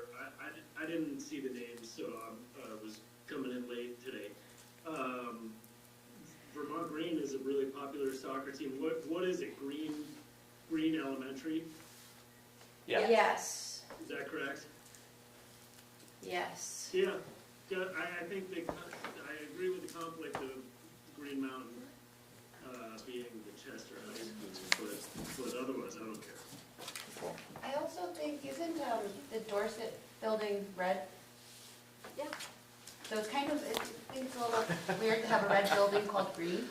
Well, we're gonna paint it. Definitely the highest number of Green Mountain yeses were from the classes at Dorset. Oh, okay. So I hear you, and I think they can live with it. And we can also paint. I think that's a really good suggestion. The mountain? Mountain, yeah. Yeah, I'm good with that, and we can. Okay, why don't somebody make a motion? Can I actually ask a question or two? So I'm just curious if there's costs coming into this as far as like signage or documents or anything else that would need to change to coordinate with that? The rebranding. Yeah, there'll be costs associated with all of the changes. Of significance or just minimal, or do we have estimates? If we think about what has to change with respect to signs, it's minimal, but signs are expensive, right? Putting a sign out in front of the building costs a couple $1,000, there will be costs associated with that. There's a lot of time and effort associated with making all the reorg changes because of the new schools, but that would happen regardless, right? That was already decided upon.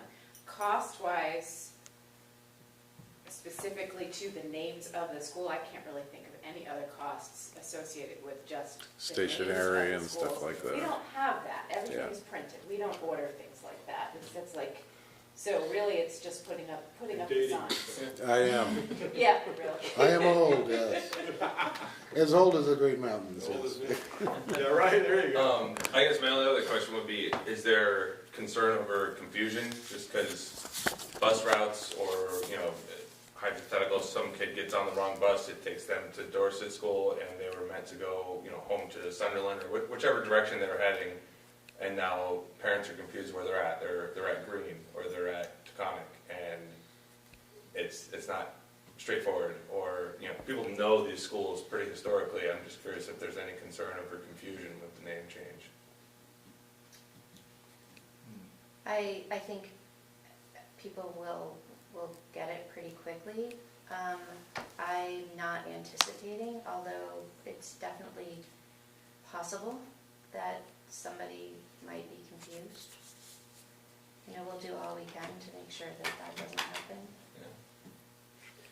Dick? Wasn't this an exercise that the board specifically gave to the students to kind of noodle through? And I know at Floodbrook it was a pretty intense series of discussions, and it brought kids together. The fact that the process is reflecting what the students really thought was important is an important idea for us to endorse, because one of the things that we really wanted was to begin anew. One of the things we really wanted was for kids to come together and really identify. And if the next step, from my perspective, is to get, as you say, mascots, that begins to cement a commonality. And empowering students, we were just told, from the first grade on up, is where I think we want to be. So I don't have any problem with green, but if somehow mountain got in it, but then you're going to have to change it again, because when the elementary schools come together,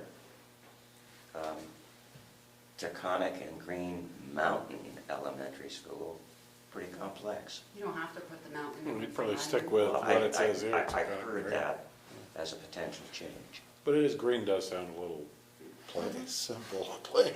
Well, it sounds like maybe named after Joe Green or something like that. Environmentally sound. That's true, too. So what do we want to do besides, how much time do we want to spend on this one tonight? 30 seconds. Does anybody want to make a motion? I would make a motion that our suggestion as a board is to consider Green Mountain for, instead of green for the elementary school, but we will endorse whatever they pick. Second. Okay, and the process is, here, who's picking? That goes back to you. You are. Randy. Hey, Oh, okay. with everybody I consult with. All right, Oh, Rogan. Oh, yeah, Have the, Rogan, go ahead. have the mascots been considered already? Nope, that's next. Kids are waiting on this, and Yeah. then they jump to mascots. Yeah. Something green. Okay. There we go, Emma. I don't know if this is a stupid question, but Taconic Elementary School would be the Manchester, and then Green Mountain Elementary would be Dorset, but what's Equinox Valley Middle School? That's the middle school. The men's. It's located at Oh, okay, okay. Manchester now. So Jim, you made that motion, was there a second on that one? David? David seconded it. And this has to do only with the Green Mountain issue and not the. Yeah, I think since we're being asked to endorse, I think we're making a recommendation, but Right. at the same time, we're endorsing whatever choice Right. the community came up with, you know. Just a suggestion. Right. Yeah, you're suggesting that, We're not picking it.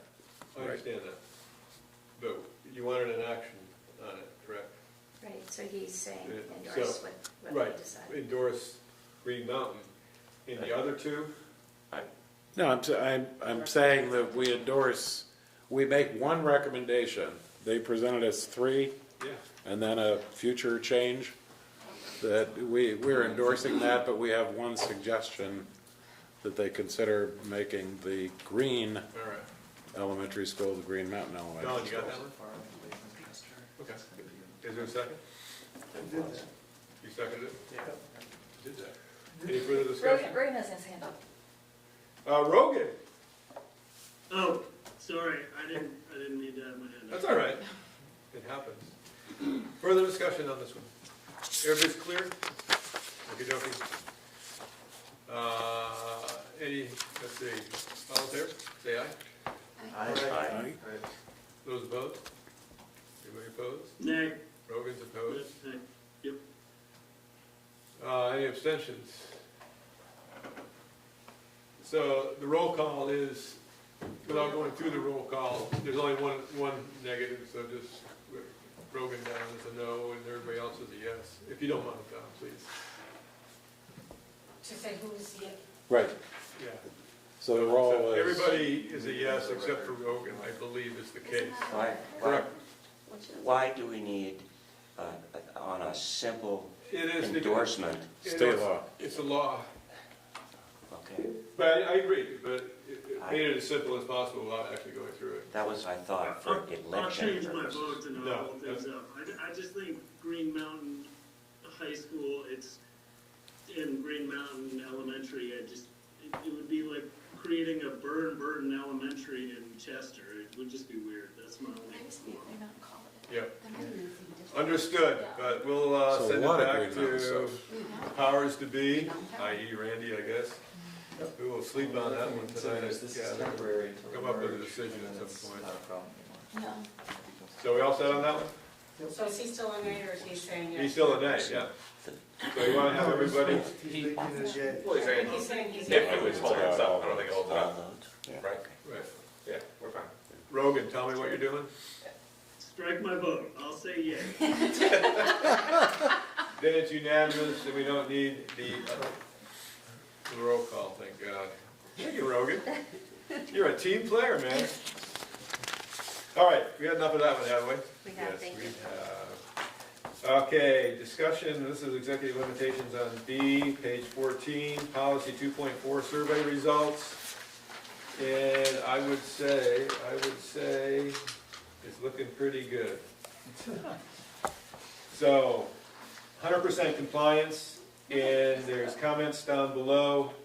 Thank you. And goes over to page 15. I'm sorry, can I ask a question? It says Yeah, responses 9, but then it says responses 17.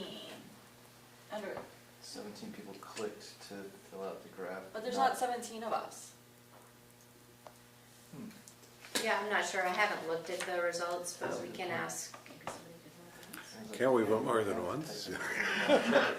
Yeah, I'm not, That's I interesting. don't know why the 17 point. is there. Yeah, that's consistent. People are It voting is, twice. it's on all 3 of them, but it certainly doesn't make sense. But Yeah. I'll ask Celeste. We'll find out. Good catch, though. And then also some of us, I'm just gonna, sometimes I slip too, but. We do. If there's Vote only twice. 9 responses. No, I voted on the last day, and I get the email. Oh, that's good. Any discussion on this one? Any questions? We all set? I have a question. Dick? Go Um, for it. Given the virtual unanimity and the comments are all positive, is there any need to refer this policy to the policy committee? I would say not, but anybody have any thoughts about that? No. I think we're in pretty good shape, but thanks. Good question. Right, that's a good question. All right, next page. Monthly update from the superintendent, page 17 and the 19, very informative. Randy, you want to say anything about this? I just feel like I want to make a, there's plenty of information here, and I'm happy to talk through any of it, but I am also cognizant of the time. I think probably the most important thing for you to, for me to share with you and talk through a little bit is the state report card, the second half of page 17.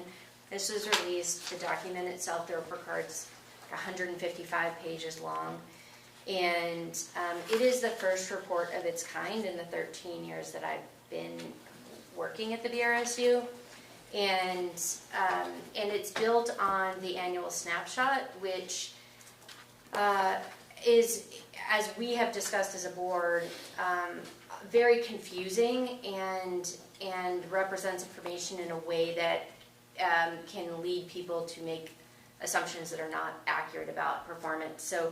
So I know that it will be changed. I know the Agency of Education is recognizing the limitations. Having said that, I will say I don't have a huge amount of confidence in it. Having said that, our performance is really pretty good. We're approaching proficiency in the state, and we're one of 2 supervisory unions in the excelling category. The growth graphs that we looked at, that Skylar presented, even though math was lower, if you look back to previous years, you can see consistent movement both in performance with proficiency as well as growth. And so I feel really good about the direction of the work that we're going, the direction that we're going and the work that we're doing. I want to talk briefly about the equity designation because you can see that I commented here. 3 years ago, Meadowy School was identified as being eligible for comprehensive supports, which made absolutely no sense to me. I literally spent 2 months going to the AOE over and over and over again because the data they were using, the information they're presenting did not line up. After about 8 weeks, I received a call saying, "We're so sorry, it was a mistake." And then last year, the Dorset School was identified as being eligible for equity supports, meaning with historically marginalized populations, there's a achievement or growth gap that is persistent and ongoing. The school addressed it immediately, really embraced sort of the information they had, and did great work last year and came off of the list for this year. As soon as the report card was published, within a week, less than a week, all the superintendents across the state were notified that there has been a fundamental flaw in the formula for the last decade used to make equity determinations, equity designations. And so they're going back and they're looking at every single school that was identified over the last decade. And so shortly after that, Jim and I received a letter inviting us to a meeting to discuss this. So this, I will say, and I've said this to anyone who will Which listen. Jeff is gonna be invited to, is Oh, Jeff will invited to now as be well. invited to join that meeting as well. We'll let you know, it's in the beginning of April. But I think that what I will say is, it's hard to put a lot of confidence in this information, and while it's far from perfect and there are many mistakes, I see efforts being made to address things. And after the report card and after this conversation last week, Secretary Saunders reached out to me and said, I just want you to know, from the very first meeting I had with her, I talked about the issue with Meadowy, and she said, you made such a strong, compelling argument that something was wrong with the way things were calculated that I just want you to know that was part of what has led to all of what we are. And so I know this isn't what you want to hear, and I know that we have another mistake, but please know we're trying to fix it and do better. So I think it's important for the board to understand kind of that because it's very difficult to understand. And if you looked at the report, you're kind of like, okay, a lot of the data points, it's like, what does this actually mean? I would encourage us to really listen to presentations like what you heard here, look at IRETA data.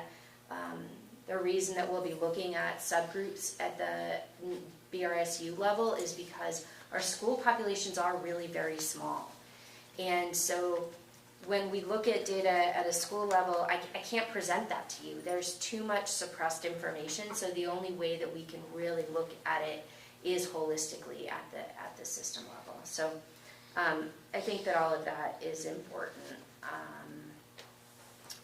You can see in here we're working on summer after-school programming, summer programming for kids. I want, staffing continues to be challenges, as you heard. You see I have a position shift in here, and it's ironic. I actually hadn't even reviewed the presentations for tonight, but you heard that theme of staffing challenges. We've had more long-term absences in the last few years than we'd ever had before, and as was shared earlier, we have instructional coaches who continue to be removed from their responsibilities and as a coach to be filling a long-term position. And so you just approved Jenny Colte to be an assistant principal at Taconic agreeing. She's currently an instructional coach. Through conversations with principals and central office folks, we thought, if we can try to add some stability by filling that position with a certified teacher who can fill in for these extended leaves, we can hopefully add a level of stability that we haven't had before. So we haven't had recently, and we're hoping that we've got this person to be able to fill these long-term parental leaves, FMLA openings, and as well as to serve as a sub when we have absences, which, as you can hear, we have many of those. So I'm happy to answer any other questions that you might have or talk through anything else, but those were just a couple of highlights. You see in here, sorry, I see your hand, Lindsay. Yeah. Federal, looks like we're going to be okay with federal funds moving forward, which we have talked extensively about for the last few months. So that's good news on our front. So, Lindsay? So my question is we hired Jennifer Colte to be like a permanent sub versus an assistant principal? No. Nope, she's hired as assistant principal, but the instructional coach vacancy that she leaves, we are going to reassign to someone else. Yeah, we're kind of repurposing that position. That's why I was getting confused. Yeah, sorry. I thought we approved her as an assistant principal. Thank you for the clarification. Yeah, I was confused. Sorry about that. Okay, thank you. Yeah, Jim. Yeah, I just wanted to note, Randy has in here as just an item, the National Superintendent's Certification. I just want people to understand, Randy, that was a lot of work. It is a big deal. She knocked it out of the park at their big shindig they had, for this, by talking about us, actually. But this is Yeah, I just want to, congratulate and make sure all you guys understand that, this was something that, Randy said she wanted to go after and do. It was a, boatload of work on top of everything else she does. And, it's a very significant, position to take on. So, just congratulations, and I think we should all, feel very happy that we have a superintendent who is willing to go to those ends to better service. Well done. Thank you. Excellent. Thank you. Anything else you want to touch on in the report, or? No, I'm happy to answer any questions you might have. Or Any questions, any form. Randy? The report? All right. Audit document, all right. Sue is here, I assume Sue, but Randy can speak to him too, probably, but Sue's here and waiting all this time probably to talk about the audit, which is on pages 21 and 25.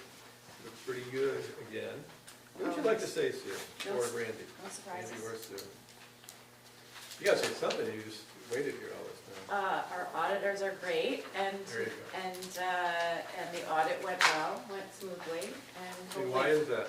Why is that? Because you did a great job. Because we have great controls in place and a great staff Yeah. who can answer all of their questions, and yeah. Excellent, good. Yeah.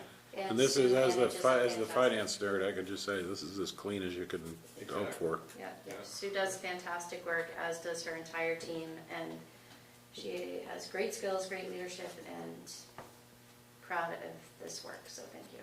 That's great, thank you very much. Any questions? Any audit questions? Okay, great. Thank you, Sue, for everything. Let's see, number 10, governance process. So action item to adopt policy on paying tuition for grades K through 8, which is on page 26. So we have already approved, we have a two-step process when it comes to actually promulgating policy. And it's the first time we look at it, it comes to us, we approve it, and the second time around, we adopt it. So we've already done the approval part, and we're doing the adopted part. Dick, do you want to say anything on this? It's the result of some policy work that we did. The difficulty that we've been having is that there have been several people who have come to us as a board looking for exceptions to the rule, and the old policy had the possibility of exceptions. But we as a board concluded several times that it would set a very awkward precedent, and it would open up the door to many, many more claims of unique precedents. So this was the language that we came up with that gave little doubt as to what our attitude is. It makes it very clear. So I would move its adoption. Dick has moved, is there a second? I'll second Jim that. seconded. Any further discussion on this one? Hearing none, all in favor, say aye. Aye. Those opposed? Adopted unanimously. Next is... Also a policy adoption. Right, on And 27, page There 27. were several concerns that we had about a number of subgroups. If you can call women or girls a subgroup, or boys a subgroup, or other subgroups. And so we wanted to put into the global ends policy a statement that it is in the board's interest when the superintendent largely feels that there might be evidence of performance in any subgroup that is somehow being not taken care of in the way that they need to be taken care of.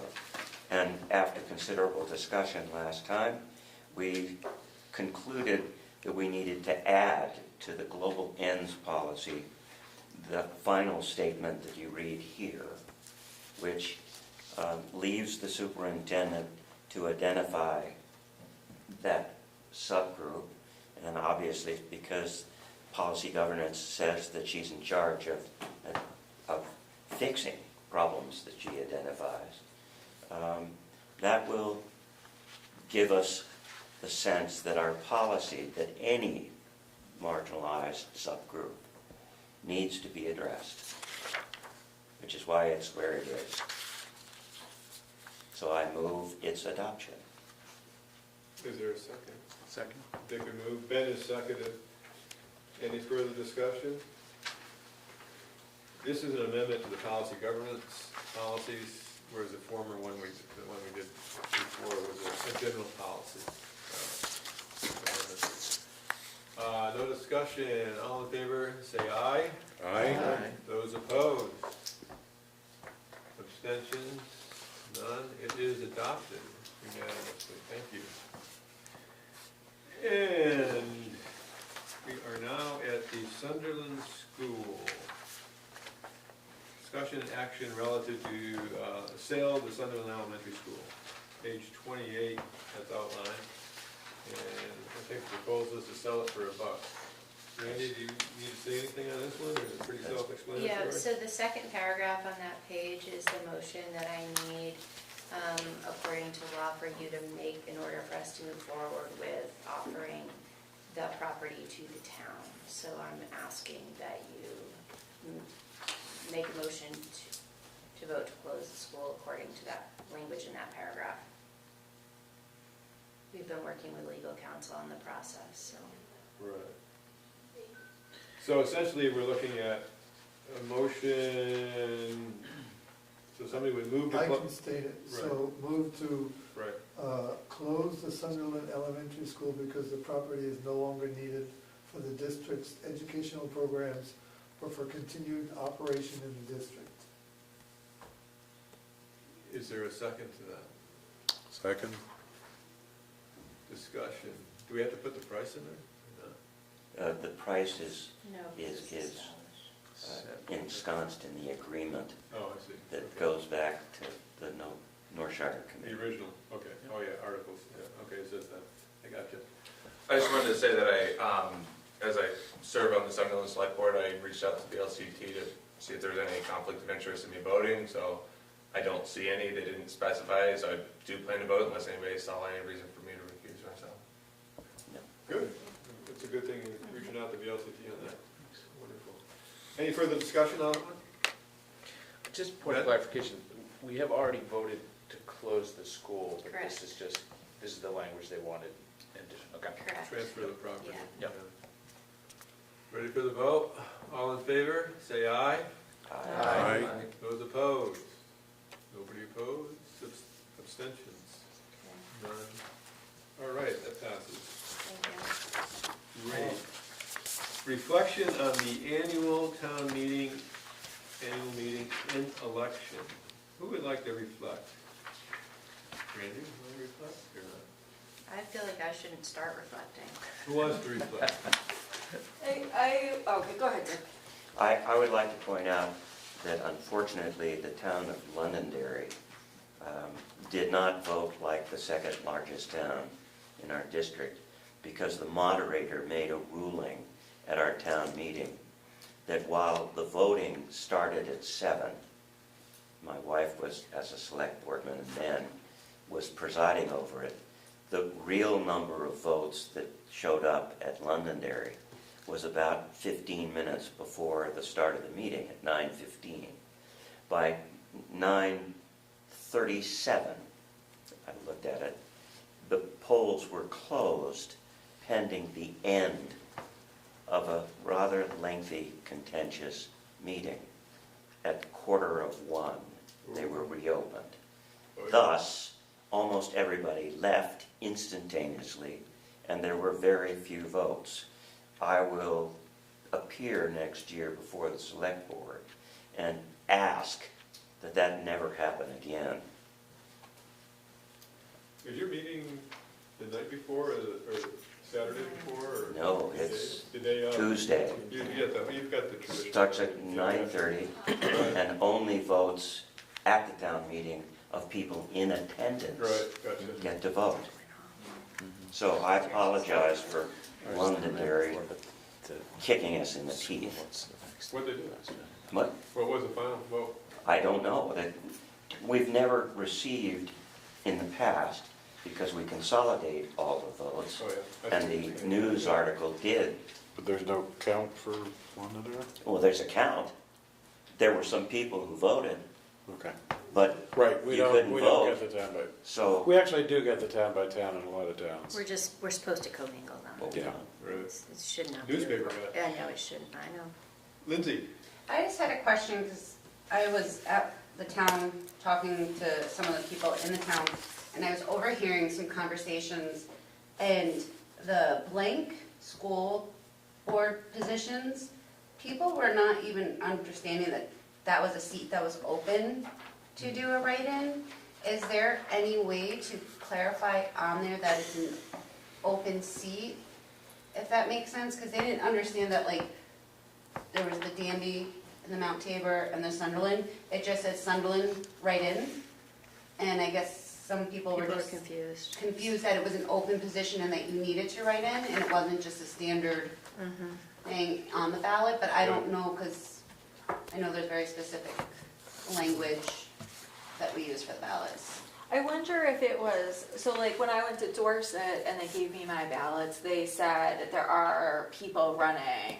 They made a comment that like you would need to write them in, and you know, and started to mention them, and I just told them I already knew. But so I wonder if it was the select board. It could just- Being somebody on the explaining it. Dorset Select Board, we didn't take any action to inform people of that. Oh, well, the person sitting at the. Yeah, I'm not sure whether a select board really should be getting involved, you know. I mean, I didn't know if I was allowed to say anything to them that they had to I'm write not in. sure it's our role to say, you know, oh, there's some here, and you might have somebody write in. Oh, or maybe they explained something else. I just remember they like, okay, I'll just. I think we could probably do a better job at making sure people are running. Even if somebody files a petition, they still have time afterwards if they wanted to remove themselves from the ballot. But at the very least, we would have somebody on the ballot. I think for Sunderland, we had one person who was staking interest, and then for whatever reason did not. I don't know if they didn't get the vote or the petition signed. But just having more than one option, or just encouraging people to run would have been probably a good solution. Yeah, There's a lot of towns. I agree, that's the best solution, because, you know, honestly, whether it's the town or the school district, if we go out and, you know, beforehand try to communicate to people, you can't get everybody's attention, you know, honestly. It's just, you know, we had the benefit of, we had some people who expressed interest, so we were able to pass around the word, you know, within the school board, but it's, you know, we had, in Dorset, we had a contested select board election, and people came to the town meeting you know, day before and said, what? You know, why didn't you tell us that we actually had more than 2 people running? And it was like, it's very hard to get people's attention. Any other reflections? Obviously, the annual meeting, I didn't know whether the count was under 20 or under 15. But we really desperately need to somehow have people turn out. Sunderland is a difficult town for Weston, for example, to get to. But nonetheless, with all of the stuff and all of the meetings and all of the time we spent talking about the closing of schools and middle schools and all the rest of it, you would have thought that there would have been more. I do want to point out one thing, which is the VSBA actually has really good resources on the website and all for people who are interested in being, or, you know, want to learn about what being a school board member is. Right. There are a lot of good resources there, so from our perspective, we could point people to it. There's something that's useful out there that we could use to try to convince people. Yeah, David? Oh, No, well, go ahead. is Sunday the best day to do it? It seems like the worst day to do it. It's also that Sunday is the end of February vacation, so you have families that have been traveling or got home the like night before. you're not gonna get a lot of people then. I think, especially right after a vacation, I think it's gonna continue to be a low turnout when you're at the end of a vacation week. Right, but our hands were tied. No, I know, I know. But, yeah, it's less than ideal. And next year it's Sunday again, right? Right. Yeah. At the end of vacation. And it will continue to be, and that's part of the challenge is towns have their town meetings on Monday. A lot of them. Right, a lot of them do, and Taconic and Green towns do, and we can't have them at the same time. And, you know, when I talk to superintendents in the northern part of the state, some of them are doing the middle of the week, and I can't imagine that in the middle of vacation week, you know, they don't have good attendance. I just feel like our hands are tied given the regulations we have to work within. We can't schedule it like 2 weeks early? No, Because I it has thought- to be within 10 days of the election day. So we really, we are stuck. Well, Friday wouldn't be good. We're certainly stuck for next year. Maybe you can think about it over the next Yeah. year. Okay. See what we can come up with. All right. Anything else? Anything else? That's it? Reflections? It went well, I think, a lot of things. Maybe not the turnout, the meeting, but the vote went well. The work plan. This is the moment to go back to Lindsay's question. We do not have locations on here. I don't think, right? I think I told her not to. So, you know, I'm envisioning right now the meeting locations could be BRSU, if you want to hold meetings here, Floodbrook, the current Manchester building, the current Dorset building, right? And I know that board members have made comments to me about meeting locations, so sorry, I didn't turn my camera back on, sorry, remote folks. So I just wanted to give you an opportunity to talk through this. You know, one of the things that I thought was, well, maybe we don't go up to Floodbrook in the winter, but then there's pros and cons to that. So I'm just kind of throwing it out to you to decide how you would like to approach meeting locations. Any thoughts on that? So we could do, conceivably, have fewer schools now, fewer locations. Well, is it So- possible to like, I'm sorry.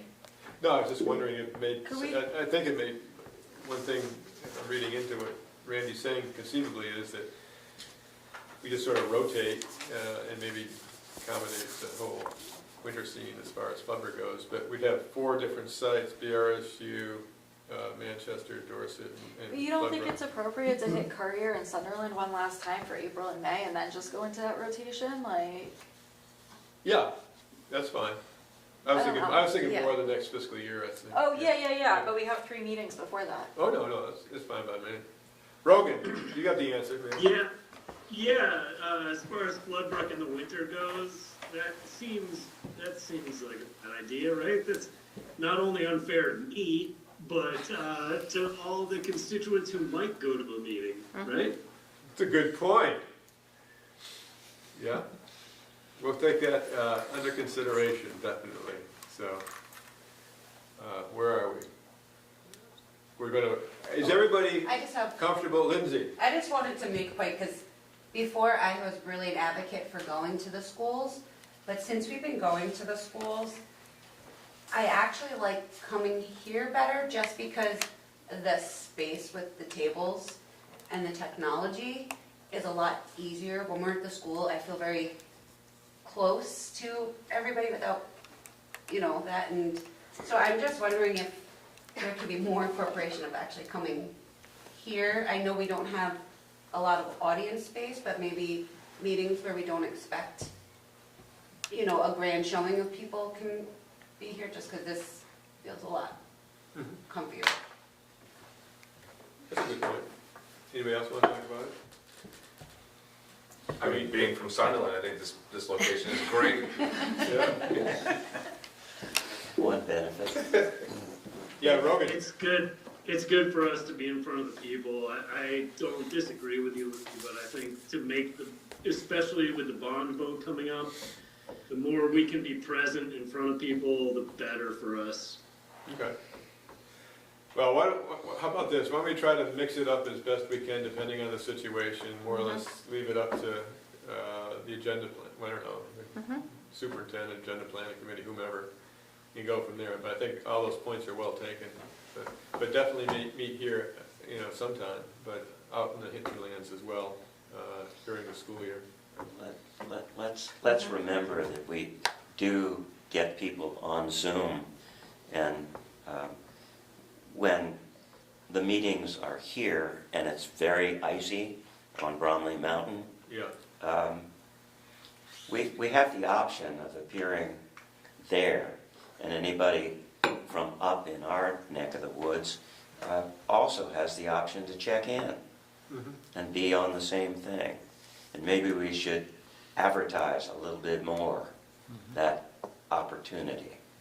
I think we have to do something that really gets people annoyed, because then they come to meetings. Well, you got a crisis. I don't love that idea. Yeah, David. Dave. To that end, I agree. Doing meetings online is pretty flexible for some people, and especially with winter coming to an end. I agree with Rogan about going through and doing the bond vote, PR session, but to that end, I'm going to have to excuse myself. I have to put a 4-year-old to bed now. And I just want to thank everyone for a great first meeting, and it's been a pleasure and a delight to join this board and hear you out, and outside of the BRSU meetings I've been to before, and also congratulate Randy on that certification. But I have to get this one to bed because she is ready for it. Great. Well, thank you very much. And we welcome you on the board and look forward to working with you. Take care. Thank you. I'm looking forward to it. Thank you. All right. Let's see. Anything else on the work plan? Or No, I'm just working on schedule, but no, I don't have anything else to put on here right now. Will you send out an email that gives the dates and the locations? Yes. You got it? All right. Yep, we'll update everything so you got it. Okay, great. All right, monitoring policy 4.2 for the April meeting. This is something that Celeste will send out a survey. And this is we're monitoring our own performance on this particular one. Whereas the one we did earlier today was monitoring performance by Financial Randy, the superintendent. So any questions on this? This is pretty much the norm. And Anthony, if you have any questions, I'm sure we can answer them at some point in time. I just want to thank Celeste for sending reminders. Yeah. It's very helpful. Right. Thank you, Celeste. Thank you, Celeste. Please make a note of that, Don. Great. Okay. Legislative update. Jim, you got a lot in here, and it was very comprehensive. Do you want to add some stuff to that? No, I don't. I don't want to bore people or go through too much. I think fundamentally the story is it's a total disaster in Montpelier right now. There you go. There are, two opposing positions that, from our perspective, neither of them make sense, and they seem to be digging in their heels. We have made our own proposal that we, believe that people should actually pay some attention to, and I think at some point we should talk a little bit more about the details of how that works, because I think it's important that all school board members understand that. Yeah. I had a conversation with Representative Hunter about that proposal and sort of probed why that was not going anywhere. And when was that? This was this was over February vacation. So okay, because as an FYI, we had a sit down. Randy, Dean Giannotti, and myself had a sit down with Rob to go through the proposal in detail, make sure he totally understood it. And I think we had a pretty decent meeting of the minds. That was last Friday, a few days ago. Yeah, so my conversation was prior to that, so that's hopefully a good thing. The thing he brought up that said that was making it be a dead in the water suggestion was around because of designation. And I don't know if he brought that point to you, but that there's apparently that there are people in the committee who, or in the legislature, who are, if it's talk about designation, just kills it. So Yeah. I don't know how to address Well, that could or kind whether of, you know, that's one a of perception. the, one of the things we've also had meetings with Burton and Long Trail. We expect to probably have additional meetings. And one of the biggest tie-ups in all this stuff is the way things are defined. And the fact that, because, you know, if you ask a lot of people in Montpelier, this is all a question of SUs or SDs. And if you ask other people, it's, you know, designation or school choice. From our perspective, you know, we've been really trying for the past like year or so, this is where the proposal started to come from, is to try to say, it's really stupid, you know, all these, you know, SUs and SDs don't exist anyplace else except for here. The idea of, you know, this designation, you know, our school choice system is very unique to the state, pretty unique to the state of Vermont. You know, Maine's got one kind of like it and all that. But, you know, the way things work here, it's really wacky, and it's not, you know, it's not the way things work anyplace else. And it was all designed because we've had a couple of 100 years of history that we've just kind of created this, you know, Frankenstein thing. And so, you know, from our perspective, trying to present it much more as, you know, what's important to us is, you know, one, Act 73 was designed to reduce the burden on taxpayers through, you know, getting more sustainable, you know, increases in education spending. And at the same time, it was also had something to do with school choice. From our perspective as a local district, we actually think that, we've tried to make a point that we think that it's really important that we think, you know, as we've said in, you know, communications to the community and others in the, you know, in past legislative updates, you know, the December 1 letter from the Commissioner of Taxes says, oh my gosh, you know, over the past 5 years, property taxes have gone up by 41%. That's because education spending across the state over the past 5 years has gone up by 41%. Our education spending has gone up by a little over 20%, you know, over that same 5 years. Our taxpayers have gotten tax increases like we had been spending an extra 40%. So, you know, we need the spending to be addressed, and that's where we've had sort of a difficult time with our local community, who is extremely focused just on choice. We absolutely, you know, we try to make it really clear to everybody that, you know, our ability for our kids to access the independent schools and other schools that they've been doing is absolutely a fundamental part of, you know, our having a working school district. We recognize that. We're just, you know, we're trying to, you know, our view has been, if you look at it as SUs or SDs, you know, that's the view is SUs, if you like choice, then you should like SUs, because it allows, you know, it allows every little tiny district to have their own sort of thing. And if we've been saying we like SDs because they're more efficient, and people are, so that means you don't like, you don't like, you know, independence, you know, having access to independent schools for your kids. Like, no, that's not what it means at all. But you're getting caught up in this SU versus SD. Do you right? want to share the red lines? Yeah, that would be, we could send it out afterwards as a document. We had meetings with Burton and Long Trail, and one of the things that came out of those meetings was, okay, we'll do a list of what are our red lines, and we asked them to do a list of what are their red lines. Red lines meaning things that we can't. Won't do. Yeah. And number one. That we require, or David, please, do it. I'll at least read number one. We can't support any proposal that doesn't include a mechanism for independent school access. We aren't committed to any specific mechanism like school choice or designation, but we are open to exploring new mechanisms that don't exist under current law. Why don't you go through the rest too? I think it's, might Okay. be really useful. That's number one, and we want, especially BBA and everybody to understand that. Number two, we believe that education reform is necessary and support the idea of reform in principle. So that's clear. Three, lists the education cost drivers. So there are subheadings. So education cost driver A.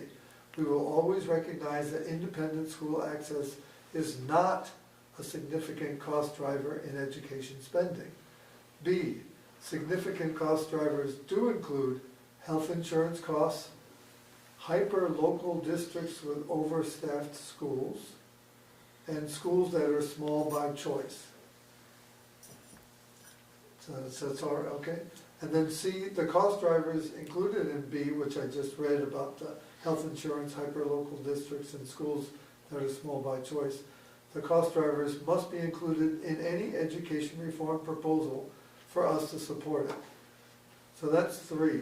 4 is supervisory unions are an inefficient governance structure both educationally and financially. And 5, we support the concept of a foundation formula to contain education spending in the state. So those are the basic things that, which we could, send around to everybody because that we that's. hope everyone here can support. We've had this, over the past year plus, we've had, what we call, loosely, the BRSU leadership team getting together pretty much on a weekly basis to try to figure out what's going on in the legislature and whether or not we should, be doing anything about it. We've tried to be really good about communicating out to our boards, what was discussed. That's part of the legislative updates and all that stuff. And, when we've decided to write something to the legislators or the legislature, we've tried to go through the process of, taking it before the boards first. Recently, things moved too fast, so we, last month there was a communication that, I sent out an email to everybody saying, okay, here's this, it's going out today. But because we felt we needed to communicate with the Senate Education and the House Education Committees as to, it's really tough because things are a disaster up there. And you feel that you have to at least try to get your voice heard so that maybe there can be less of a disaster, or, maybe somebody will listen, maybe they won't. But, that we do our utmost to actually, at least be useful to the process. Honestly, so many school districts around the state, including a whole lot of folks who are just, who a lot of the people who are supporting SUs, their fundamental issue is please leave us alone and don't do anything to us. And we haven't viewed that as a realistic solution. So we'd rather be a part of trying to be helpful in coming up with a solution instead of the people who say, just leave us alone, because they're not going to leave you alone. So, okay, that's long-winded, sorry. But Anything else? Any questions? Very good, thanks for all your work. Yeah. Did we need to adopt the work plan or not? Maybe approve it, you usually. I don't know. Never mind. We didn't do it, we'll do it next time. All right. We'll approve it when we get the towns. There you go. Future agenda items. Number 12. Any future agenda items that come to mind? Policy governance training? Rogan. Yeah, I just wanted to touch on something that Kelsey mentioned during the policy governance training that got postponed. Yeah. And she talked about splitting it up because our meetings do generally run long. And I thought that was a fair thought. or potentially a separate night where we all just Google Meets for 45 minutes and really focus on it. I do think it's one of the most important things that we need to understand to it'll make our job easier if we do that training well. Right. So let's take up that latter idea first. Doing it on a separate night, 45 minutes, and devote all our time and energy and concentration to it. Right, if it's a training and it's not a business meeting, we can just do it remotely. Right, and do it remotely. I love that. That's a great idea, Rogan. Thanks, Rogan. I think we're into it, so we'll let Randy think about, and her staff, and Celeste think about times or whatever, dates, times, and stuff. Absolutely, Okay, we'll great. be on it. Good thinking. Is that what other people, are everyone okay with that? Yes. Just don't put it on a negotiation meeting. Right. She will. All right, item 13, public comment. Is there any public who would like to comment anywhere? I don't know if we have anybody online at all. I don't believe so. All right, let's move on from that one, and we have 2 executive sessions. So can we do, just for 1 second, Jeff, can I just connect with Dawn? Yeah. So we're gonna read these and go into executive session. You can then leave the meeting, not end the meeting. Yes. And then we can go Stop down the recording. hallway so that Gina can clean up and Sue, Dawn, you can pick this up and then we'll go over there so we don't have to wait. Right. Okay? But But- after executive session, it is quite possible we'll be taking action, That's fine, so. which but has to be the- done in a public session. That's right, so I Yeah, will just right. start the recording Yeah, again. just want to make that clear to everybody. We will do that, and then we'll go back into executive session again. We really should do this in 2 parts, but we won't. Are both executive sessions different? Yes, they're 2 different topics. But, which I think a lot of. Can we Why do don't we just both of them make- at the same time, though? We're Like, not we supposed don't to. have to- Wait, let's do that. Do we need? I think, Yeah, we're not technically, supposed probably to. not, but See if I we can hurry will up. do it, because it's getting late. Anybody want to make a motion? It needs to be read. Yeah. Yeah. Exactly, so vice chair generally does it. I can make a motion that finds that premature general public knowledge regarding confidential attorney-client communications made to provide legal services to the board clearly places the board at a substantial disadvantage. Motion to. And further. And further, make a motion to enter into an executive session to receive confidential attorney-client communications made for the purpose of providing professional legal services to the body under the provisions of Title I, Section 313A1F of the Vermont statutes. Okay, is there a second? I'll second. Oh, go ahead. You Good take job. it, Jim. No, you take it. You do the next one. Rogan. Ben's made the motion and Jim seconded. Rogan, do you have a question? I think he was seconding. What do I do? You're gonna stay We with, get- you're gonna stay with me, with us. You got to drive in? You're gonna come with me into the other room. I mean, you can See you, Bob. catch me up when I come down to sign for the code of ethics as Yeah, well. right. So She's gonna, just tell me what to do. she's gonna carry you into the other room on her laptop. Yeah, you'll be there. Ben, You'll be all Yes. set. because the second executive session probably could continue, is it possible under the law to say that when the first executive session ends, then I move, and then you move this? I don't think that that's a problem, because then the chair can announce any actions taken will be done in public session, so that we don't have to come back here, open it up again. That would be ideal. That would be ideal. Yeah, That's a let's do chair it. question. But let's, yeah, I mean, technically, God only knows. But why don't we have that one, I'll throw this out, that one motion address 2 items, and we'll go into exec, and we come out, we'll possibly take a vote on 1 or 2 items. Correct. And Everybody there all will, right with I that? accept that amendment to the. I think we're trying very hard to, Move things along a little bit. and to do it right. Yeah, I don't like it right. Exactly. All right. Okay, Randy will work with Don on the language. okay, so Don, if you can stop recording Yeah. on your end and then click on just leave the meeting, don't end the meeting for everybody. Right, we just have to take the Okay. vote first, though. Oh, yeah, oh, sorry. Yeah, all in favor of the motion? With Randy being invited. Aye. With Randy included, and yes, that'll be a side note, yeah. Just give, Bye. Aye. All right, thank you. okay. Any opposed? No. Any abstained? So who moved that?